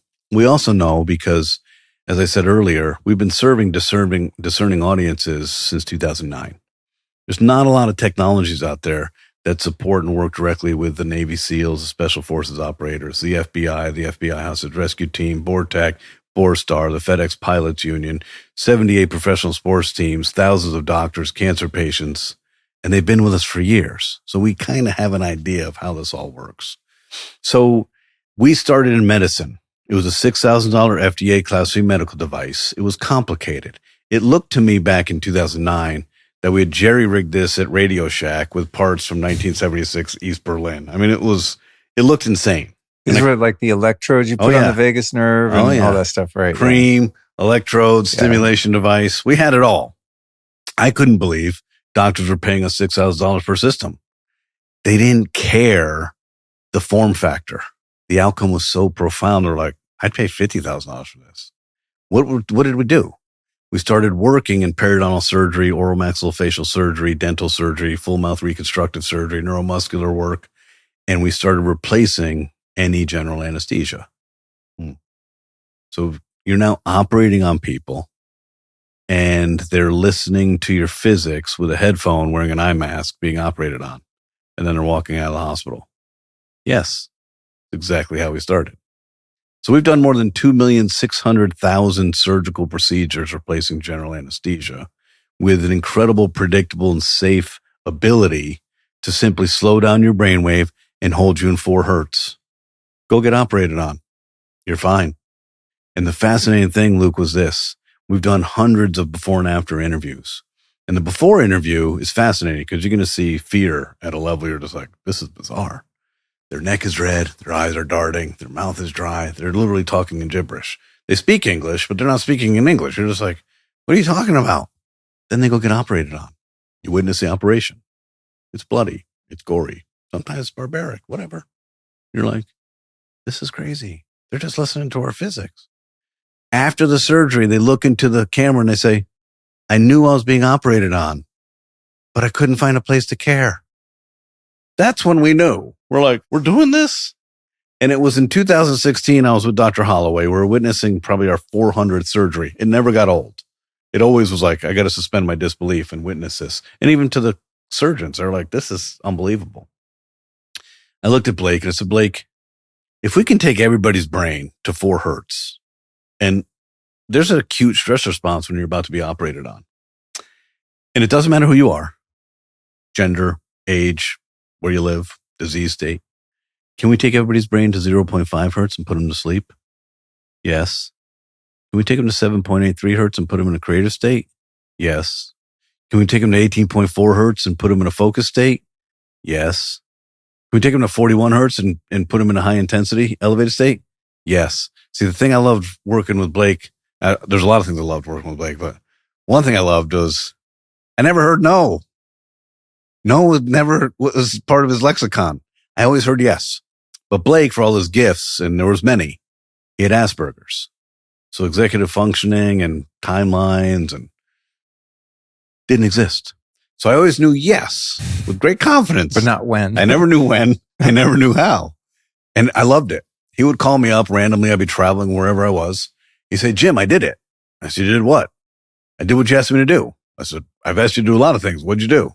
I invented focus, or I created this. So that 2016 was the genesis and the beginning of shifting a medical company that was doing really well. We were serving cancer patients and doctors and pilots and athletes and military. It was great, but it wasn't good enough. We needed to help more people. If we have the only solution in the world, this isn't a Band-Aid. I'm not managing your symptom. I'm solving your stress in your midbrain where it starts.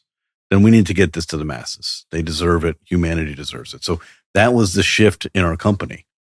And it all happened in different ways, but it was weird because on November 15, 2021, we launched the app. And in that day, one single day, we went from a 1-product company to 5 products in one day. Who does that? How did that happen? It just was the parallel path. Deep sleep took us the longest. Focus, quick state, all these different things. And they just came together. We're like, okay, we're ready to go. So today we took, which was the most powerful therapy and the only patented therapy in the world for balancing the nervous system. We took that and we expanded the outcome by changing the mathematics in the matrix. The endpoint was no longer 4 hertz. The endpoint was 0.5 hertz. The endpoint was no longer 4 hertz. The endpoint was 7.83 hertz. Once we perfected that, because in the science world, we will discover, invent, trial and error, figure it out. But then we have to go through clinical validation, all the studies, all the quantification, and then the subjective stuff. And we had all this access points. So it was a fascinating science journey. But in July of 2022, we launched Focus, which was our 6th and final product. And at that point, we as a neuroscience company had solved the riddle of all 41 hertz of human brainwave function. So you literally, as a human today, and this is a really cool thing to think about, because this product and this way of us living will change how humans live forever. You can literally today, if you wanted, take all your accelerant drinks, your coffee drinks, your sugary drinks, your sodas, alcohol, recreational drugs, pharmaceuticals, everything, put it on one side of the table, and the other side of the table, put the NuCalm app and a headphone. We figured it out. We solved how to modulate with exceptional precision your brainwave frequencies. People are like, you're controlling my brain. I said, yeah, so is everything else. Caffeine, alcohol, recreational drugs, pharmaceuticals, a hug, intimacy, conflict, exercise. So 2 things that play for us, Luke. Number 1, we have to educate you on how your brain works. So you're like, okay, this is possible. And then we have to say, this is what we did. But we have created a way for you as a human to modulate your brainwave frequency so that you can now be in command of your patience, your presence, your personality, your executive functioning, your logic, your ability to either respond or react to stress, your ability to sleep, your ability to focus, your ability to elevate. You can do anything with a mobile app. So yeah, it's definitely a challenge on the education side. And do we suffer fools? Listen, I'm not in a place to judge anymore. I see how the patterns work, and I see, of course, you compare us to a mobile app. That's fine. But all you have to do is try it. I think one of the biggest things that we've done, We're the world's leading experts in solving complex neuroscience problems with complex neuroscience solutions. Nobody's done what we've done before. And the patents showcase the novelty and the efficacy, and we stand alone. We're in a category of one on neuroscience. Great. But we're really social psychologists. If we don't make this easy for you, it doesn't matter. I don't care how complicated. I don't care how cool the science is. Who cares? If you don't use it, then it's a failure. That's what drove us to the simplicity. So now today, there's 8.4 billion people that inhabit planet Earth. 7 billion people have access to a mobile device. So our total addressable market today is 7 billion humans that we can help modulate and solve your stress, improve your sleep quality, help you focus like a laser on demand, and elevate your energy. And all you need is a mobile app and a headphone. So if that doesn't get you excited and be like, holy shit, I've been doing this for 16 years. I still cannot reconcile the magnitude of what we're doing. It is so profound. This is generations of shift changing in how we live. And I'll be long gone on my next life, my next adventure, when people start realizing, wow, this has happened. And that's really fun. And so does it get tiresome to look at people and they look at you like you're crazy? Sure it does. I've learned not to. So here's my elevator pitch. You ready? Yep. Hey, Luke, how you doing with sleep? Not too well. Of course you're not. Nobody's sleeping well. You're not alone. How about stress? How would you like to have access to what used to be exclusively available only to elite military, like Navy SEALs and Special Forces operators, pilots, professional athletes, celebrities, and doctors? Would you like access to that? It used to be a $6,000 FDA Class 3 medical device. Today, it's available in a mobile app for as low as 50 cents a day. That's all I say. That's pretty good. Because I don't need to explain it anymore. Well, I think, to your point about someone trying like a rescue track 3 times, it's a thing that you just have to experience. You do. And I don't know. For me, there's no turning back. Like I would freak out if the app disappeared and you guys just went away. I mean, I don't want to say like I depend on it in a negative way, but I mean, like it's one of my primary tools. You can say you depend on it negatively. Yeah, I mean, it has, listen, it'd be I like to think that I have all the resources within me. And on one level I do, but it's really nice to have tools that support me in being able to do that. You don't have to qualify having a tool to help you. And you're right. Years ago, I came to this realization. And I would tell people, you can take anything from me in this life, except for my family and my NuCalm. I will kill you. Period. I can't live without it. Tell me how the focus tracks work, because last time we sat down, I think the first time it was still like $4,000 or something. And I was like, I felt bad for even telling people about it. Cause like who has $4,000 laying around, right? A lot more people than you think, because you know what? Cancer, addiction, trauma. I mean, trust me, people find other modalities. So yeah. But then in the second one, it was mostly based on, the rescue tracks, the nervous system relaxing, kind of those meditative states. Yes. But since then, the focus one came out, and, every once in a while I look at the app and there's an update, like there's a mastermind one now with like some deep hidden tracks and stuff, which I love. But the focus one, and then there's a flow state menu too. Yeah. And so those are kind of new. And I'm just like, I don't know. I think these guys, they kind of do the relaxing thing, not to discredit you, but I was like, they probably just kind of threw that in there because why not? I started using the focus one and I'm like, what the fuck, dude? I mean, I'm pretty focused already, right? I have a pretty good brain. I've built the capacity for focus. I've done a lot of neurofeedback. I mean, I've worked on my brain a lot because I did so much damage to it when I was young and stupid. Or young and traumatized, depending on how you look at it, probably a bit of both. But when I really noticed was when I started writing my book, which has been like an ongoing process. And that requires, for anyone that's attempted to or completed the writing of a book, I mean, you talk about like the level of focus and creativity that you need to be able to do that. I mean, it's hours and hours and hours and hours a day sitting there and hopefully not moving much, of just like getting the ideas out. And dude, I mean, those focus tracks, I mean, I've been through all of them. There's some of different lengths. Some have rain, some have a little music.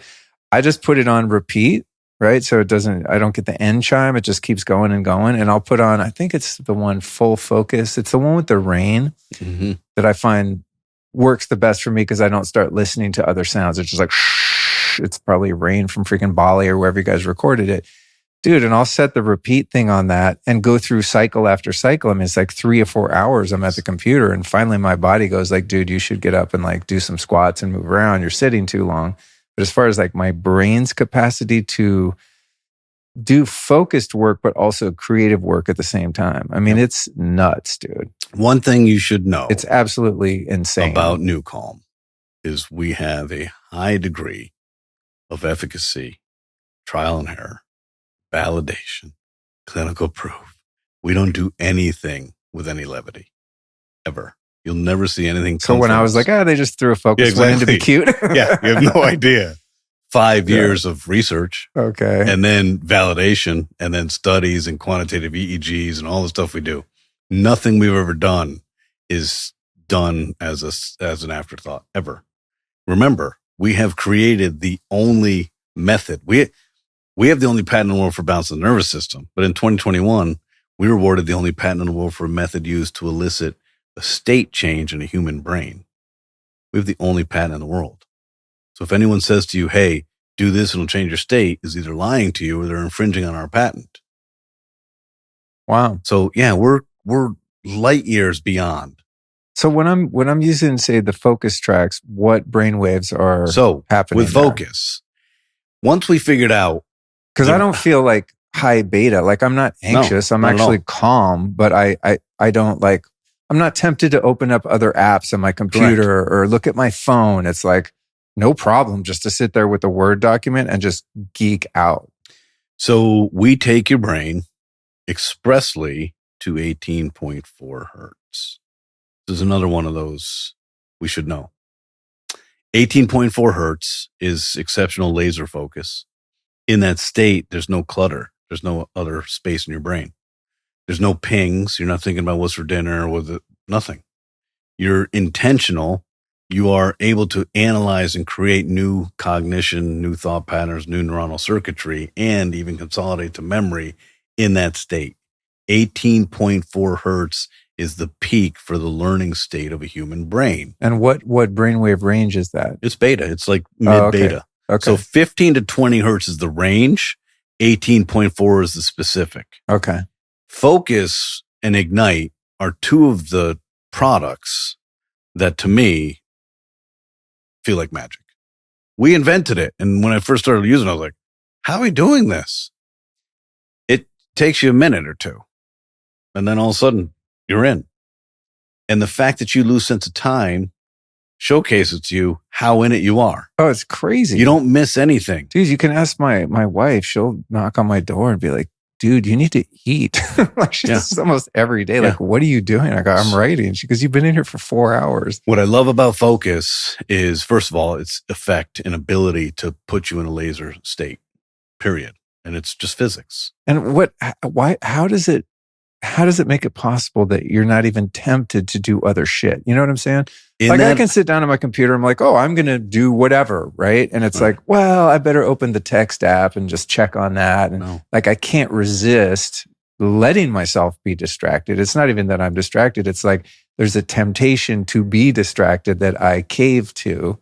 Yeah. Whereas if I'm using focus, it's like, I might have the thought of like, hey, you could do this or that. And it's like, nope, I'm locked in. It's so easy to like resist multitasking. When we know the outcome associated with the behavioral pattern, we can dial your brain to that specific frequency. At that frequency, Luke, which I love, there is no capacity for anything else. The laser focus, as you were literally honed in, there is no distraction. You'll also notice, and this was fascinating, when we first started evaluating this, I'm one of the betas. And so I'm walking around my home neighborhood with headphones on, first thing I would do in the morning.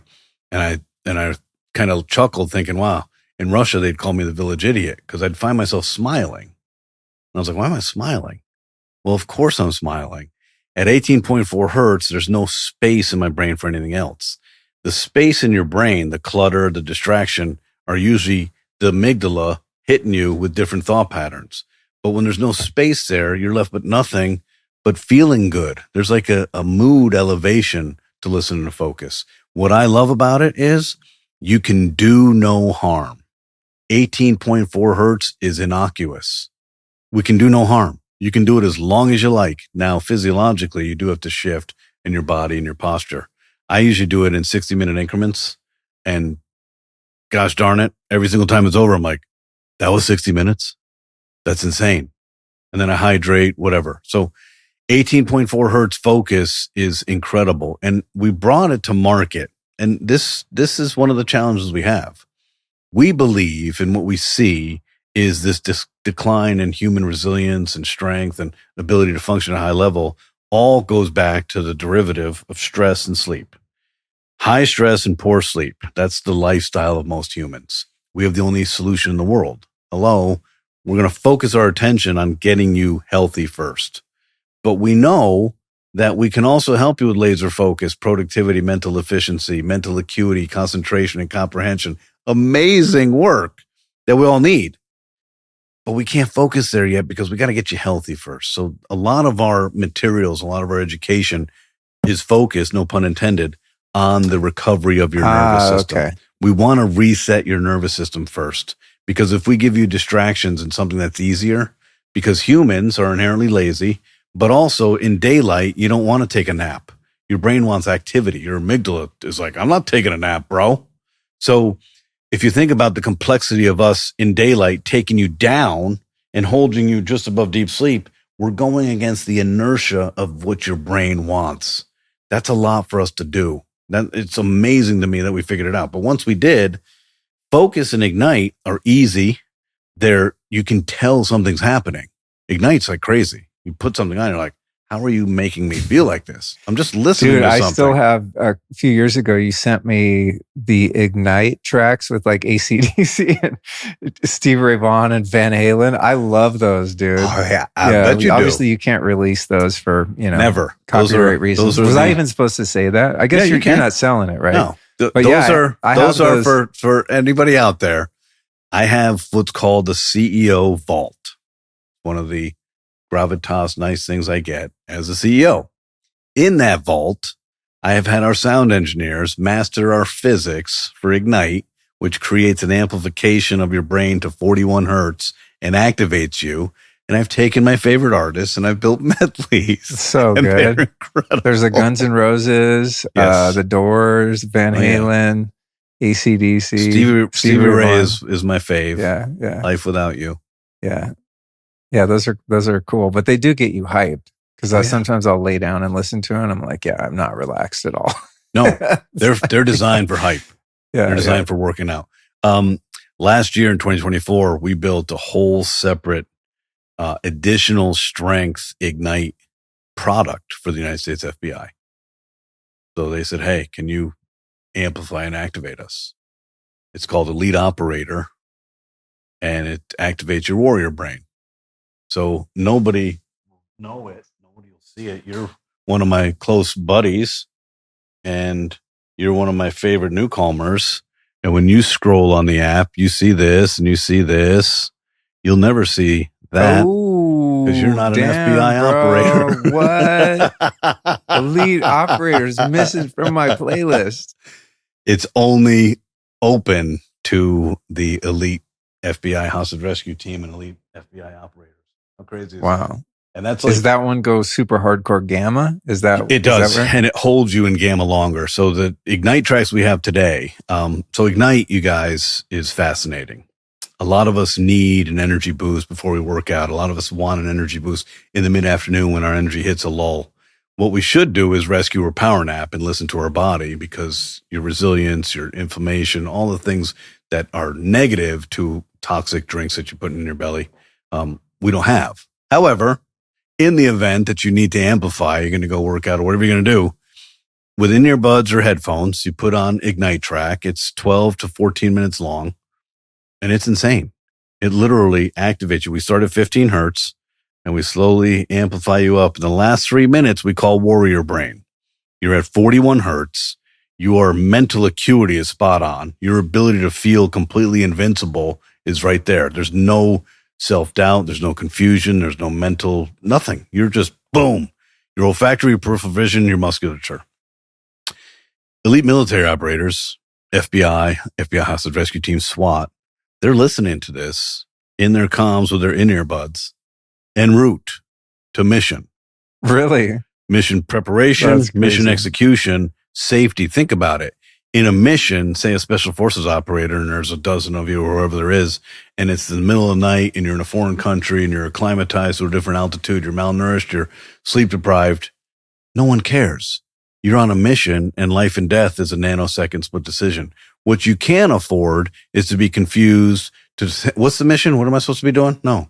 So with Ignite, you are literally peak performing, and it overrides the natural human need for sleep deprivation, acclimatization, glucose. It's insane.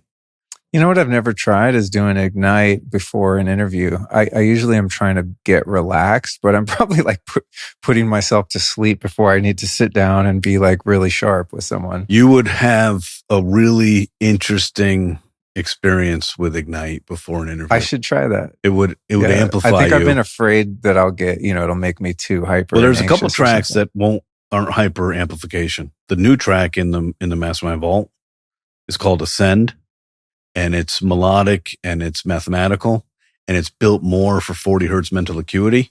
Oh, cool. It's not so much for the gross motor cortex. Okay. And then Triumphant, which is our ode to Beethoven and Bach. That's my morning jam. So my morning is I get up and I work out and do all the exercise stuff. Then I shower. Then I go into my office. And the first thing I listen to is Ascend, which is the new one in the vault. And then I listen to Triumphant. So it's about 25 minutes. I don't put headphones on so that I'm not totally peaked and pounding on my keyboard. No, I'm in the zone. So you play it on speakers? I do. Okay.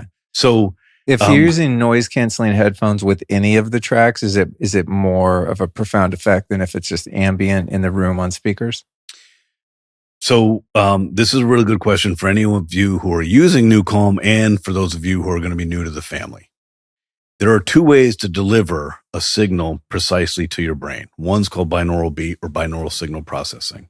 We've already established that. You need headphones. We're tricking the brain. The other way is called isochronic waveform, where we can imprint patterns and beats into the music, into ambient airway flow. That's what deep sleep is.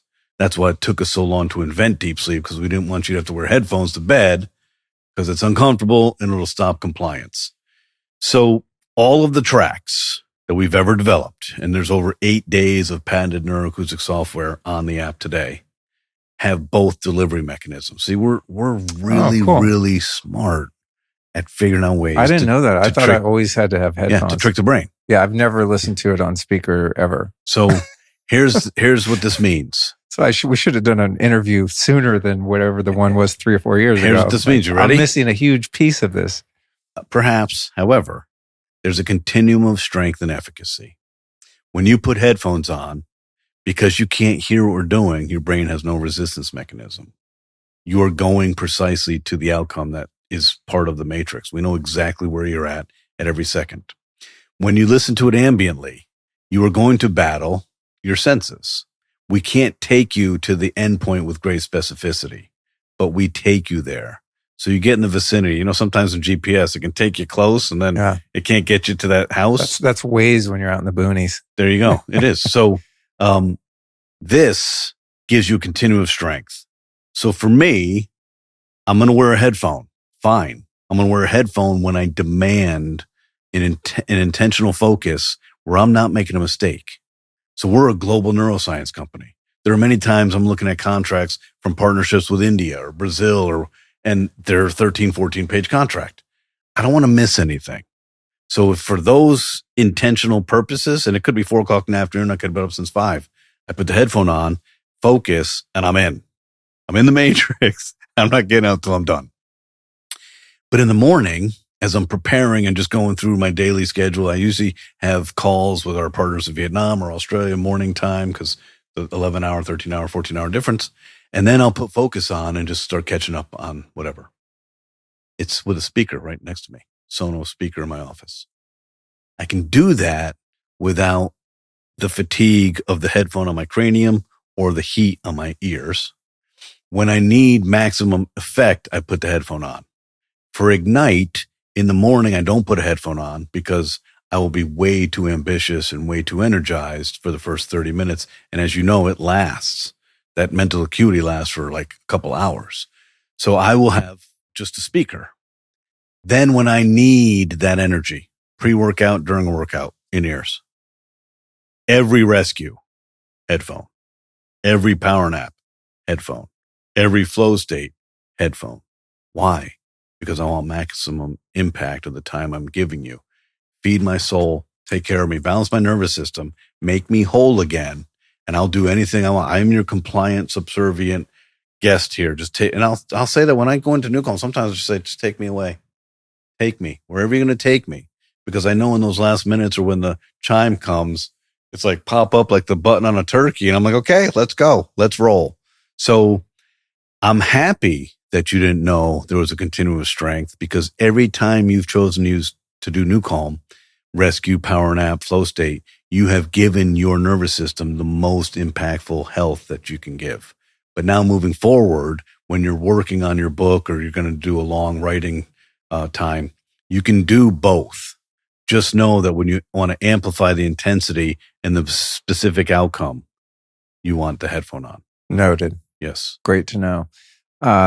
What's happening in the flow state? What brain waves? 7.83 hertz. So the Schumann resonance, the Earth's magnetic rotation, grounding.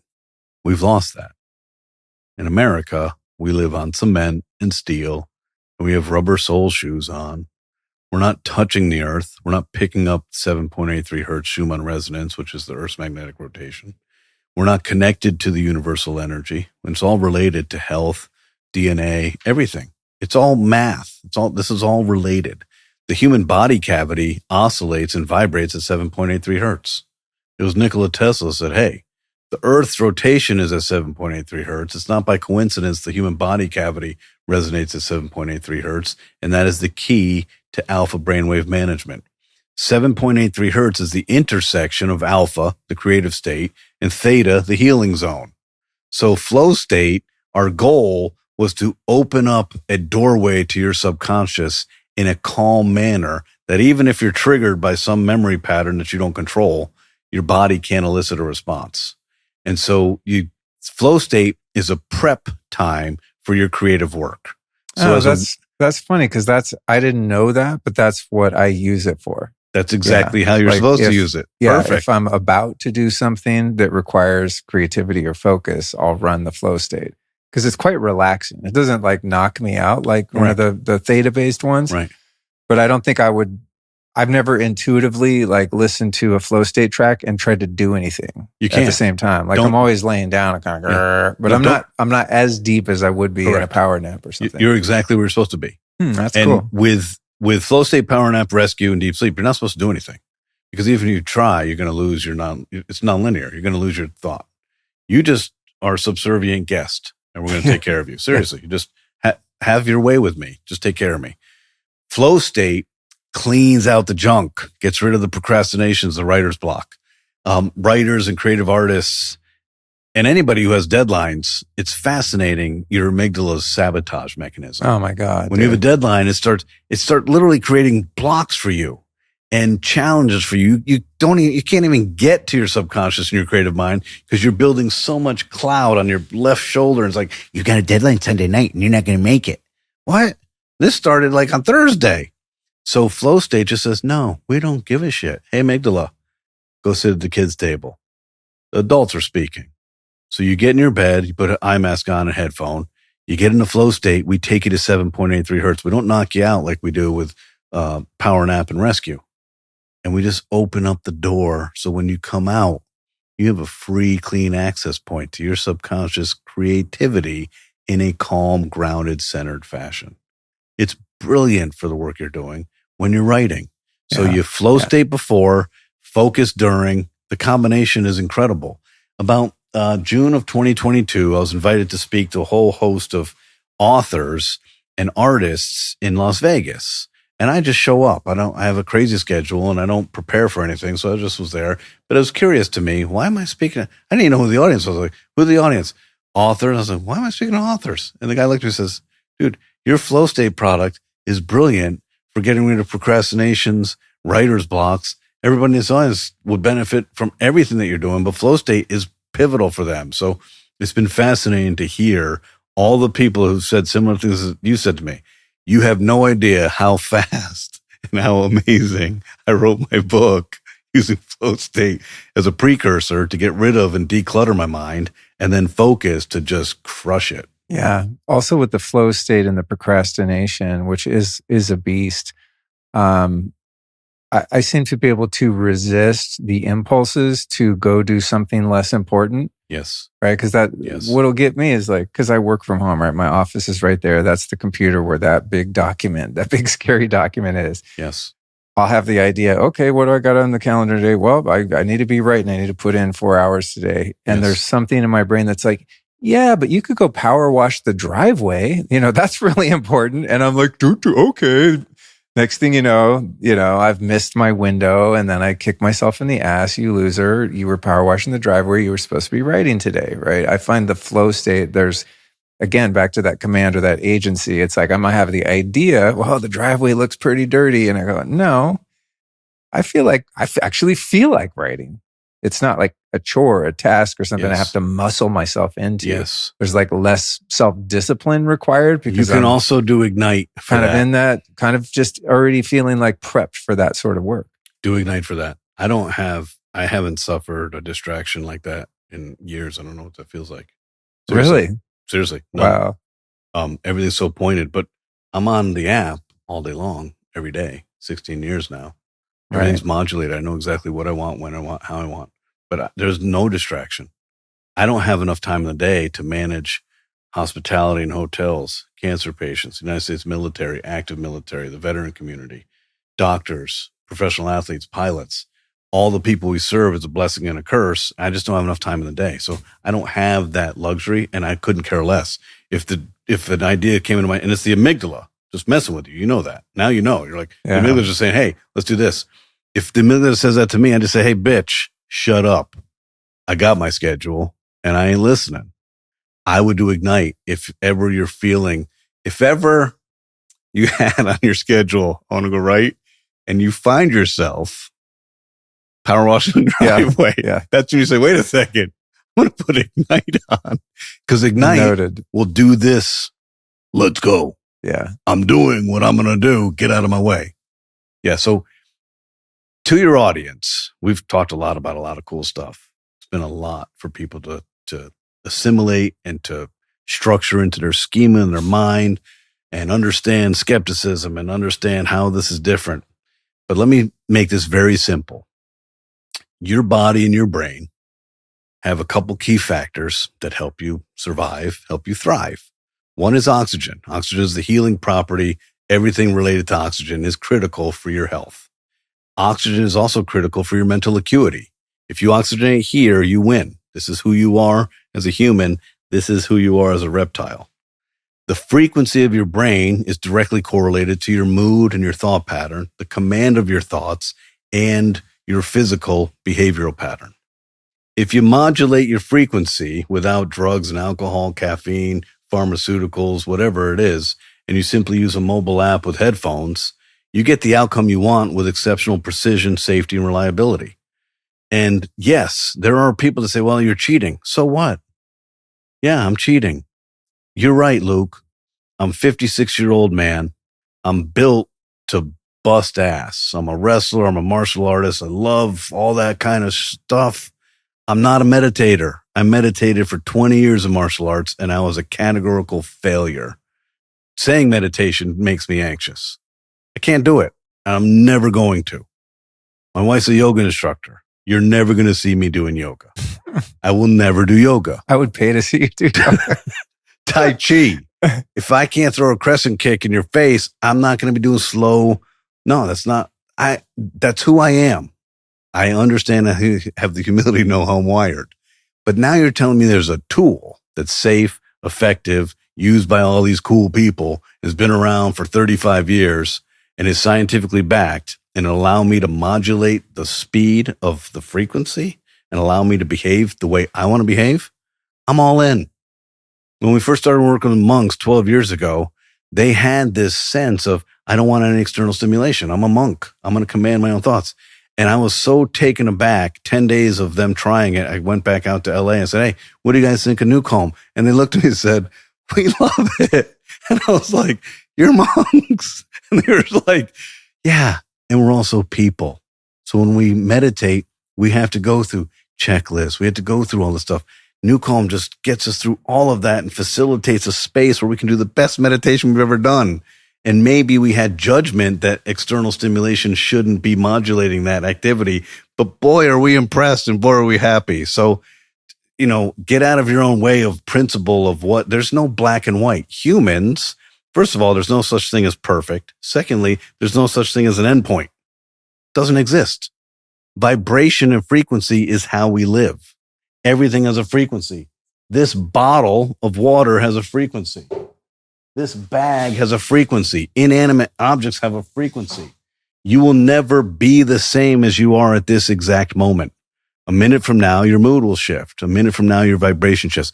You will never look the same in pictures. The people you love will never look the same in pictures. Why is that? Because you vibrate at a different frequency all the time. So this isn't woo-woo. This is math and life. From Einstein to Nikola Tesla to George Lukoski to, Nassim Haramein. These folks knew it. It's just really hard to articulate it. And this isn't voodoo. This is science. But we're on a path to help solve your stress in your midbrain. We go right to the amygdala and the HPA axis. We say, no, thank you. And then you just lie down. You have an eye mask on and a headphone. Why do you have an eye mask? Because you're visually stimulated by light. You don't meditate with your eyes open. You don't sleep with your eyes open. You get so much information from your visual cortex. It is impossible for your brain to get to 4 hertz where you can heal with your eyes open. So power nap and flow state and rescue are an immersive experience. You give yourself 20 minutes and we will give you your life back. It's just that simple. Find time in your day to do it. And don't tell me you don't have time. Don't tell me that you don't have 1/72nd of your day to take care of yourself, to be present with your family, to increase your resilience, to lower your inflammation, to live a longer, happier, healthier life. That's insane if you say, I don't have time. Well, then your priorities are skewed and maybe you want to reflect on what you're doing. Because I guarantee every night that you go to bed, wholly unimpressed that you didn't solve your to-do list, that it was matter of fact garbage half the time, right? Think back. Hey, Luke, September 2013, what'd you do? I don't know. Of course you don't. There are very few highlights in our life that are memorable. But we get so consumed with our to-do list and everybody else's expectations of us. Stop, unplug, put your headphones on, let neuroscience do its job, meditate like a monk. You don't even have to spell meditation. Get up and be amazing. That was great, dude. That was a great ending pitch. And I relate so much to the monks in LA because this was a struggle for me in the early days of NuCalm because I was a Vedic meditator for a long time. And, that helped a lot having, some actual training and having a practice, having a technique, which was not about trying to stop your thoughts. It's just you say your mantra and that's the only thing you lightly focus on. But I was kind of a purist, right? Thinking, well, if you're going to be a truly spiritual person, you can't have headphones on. You shouldn't have any sound. It should just be you and your thoughts, And so there's a transitory period there where I had to let go of that ideal and kind of, I won't say shaming myself, but I was mildly disappointed in myself because I felt like, man, I really have much more success when I'm using the NuCalm than I do when I'm just doing it on the Natch. And I have to admit now, and I'll say it without shame, I very rarely do a traditional meditation anymore. And I still feel like a little twinge of guilt for that, but it's just no, I don't know. So many hours, I've only got so many hours of the day, so many years of life. And it's I don't know. I'm decent at meditating as a skill that I've practiced. And yeah, you could walk out of here today and I could sit here and have a nice 20-minute meditation. But it's not guaranteed that I'm going to be dropping into that deep theta, drooling, beautiful place that I love so much, right? One day I might get it. The next day I don't. There's a lot of variables there, right? So it's with classical meditation, it's I don't want to take a risk of not getting a really good one. And, one could say, who's to say what's a good one and what's not? But I can say it. You ready? What feels good. 4 hertz is a good one. Yeah. what feels good subjectively is dropping into that place that's like in between sleep and awake. Like that's my favorite zone to be in. And some days I hit it, some days I don't. But it's like, I don't know. I guess I have to accept the fact that, getting a little boost and knowing that reliably I'm going to be able to drop in there. I think you do. I think you need to give yourself a little break. Yeah. Thank you. Purism is a setup for shame and disappointment. Number one. Number two, you are using a tool that has a predictability and a specificity that meditation doesn't have, because meditation's human. This is physics and math. Right. So replacing it to be more efficient, more present with your lady, more present in your life, more present with your friends and your family and your dreams and your vision. There's no shame in that whatsoever, period. Now, you can augment it with meditation, and maybe when you have some downtime, you can do both. But for the most part, if you queried most of the monks who are practicing, I guarantee you there's a lot more NuCalm activity than you'd ever think there would be. Seriously. Yeah, because it's a great facilitator. Yeah. And one thing I like about NuCalm is we're using technology, the most advanced, sophisticated technology ever created in this space. We get that. But we're using technology to unplug you and to bring you back to the formative state of your nervous system. We're going forward in the future with advanced science to bring us back to the origins of who we are. And all of our life centers around our nervous system. Without your nervous system in balance, you're faking it till you make it. Nothing works easy with your nervous system out of balance. With your nervous system in balance, everything is easier. So it's fascinating that we've done this because we've gone forward to take tech to bring us backward, literally to the formative ages of mankind starting. It all starts with your nervous system. And our product is the only that resets and balances that. Epic. So yeah, there's no shame, there's no harm, there's no foul. I'm letting go of it. Let's roll. I'm letting it go. Yeah. It is what it is. It's about the results. That's the thing. It's like, well, I can have all these ideals and hold myself up to a standard. People who meet me today, who knew me 15 years ago, can't believe the man I am today. And they'll literally look at me and say, what happened to you? I'm like, thankfully. I can see that. I see the wrestler. You're an intense guy. When I've described you to people, my buddy Jim Poole, because you've been really helpful to me. And by the way, thank you. I've called you in a few times of crisis with business things that are outside of my and you can share with the audience experience. I never responded with crisis. I always responded with solutions. Let me hear what you have to say. Yeah. Okay. It's all going to be okay. But you can be an intense guy. Oh, I was going to say, like when I describe it, say, Jim Poole, what's he like? Say, he's the quintessential CEO. Like if there's like a template for a role in a company or in life, like if you wanted to paint me like CEO, you're that guy. And CEO requires a certain degree of like, I don't want to say aggression, but confidence. You got to be a go-getter. You've got to be extroverted. I mean, it's like you're the face of a company. You're the one that's moving things in a certain direction. And I can see if you were like a less chill guy, more of the wrestler, roundhouse kicking guy, you could be a lot less chill.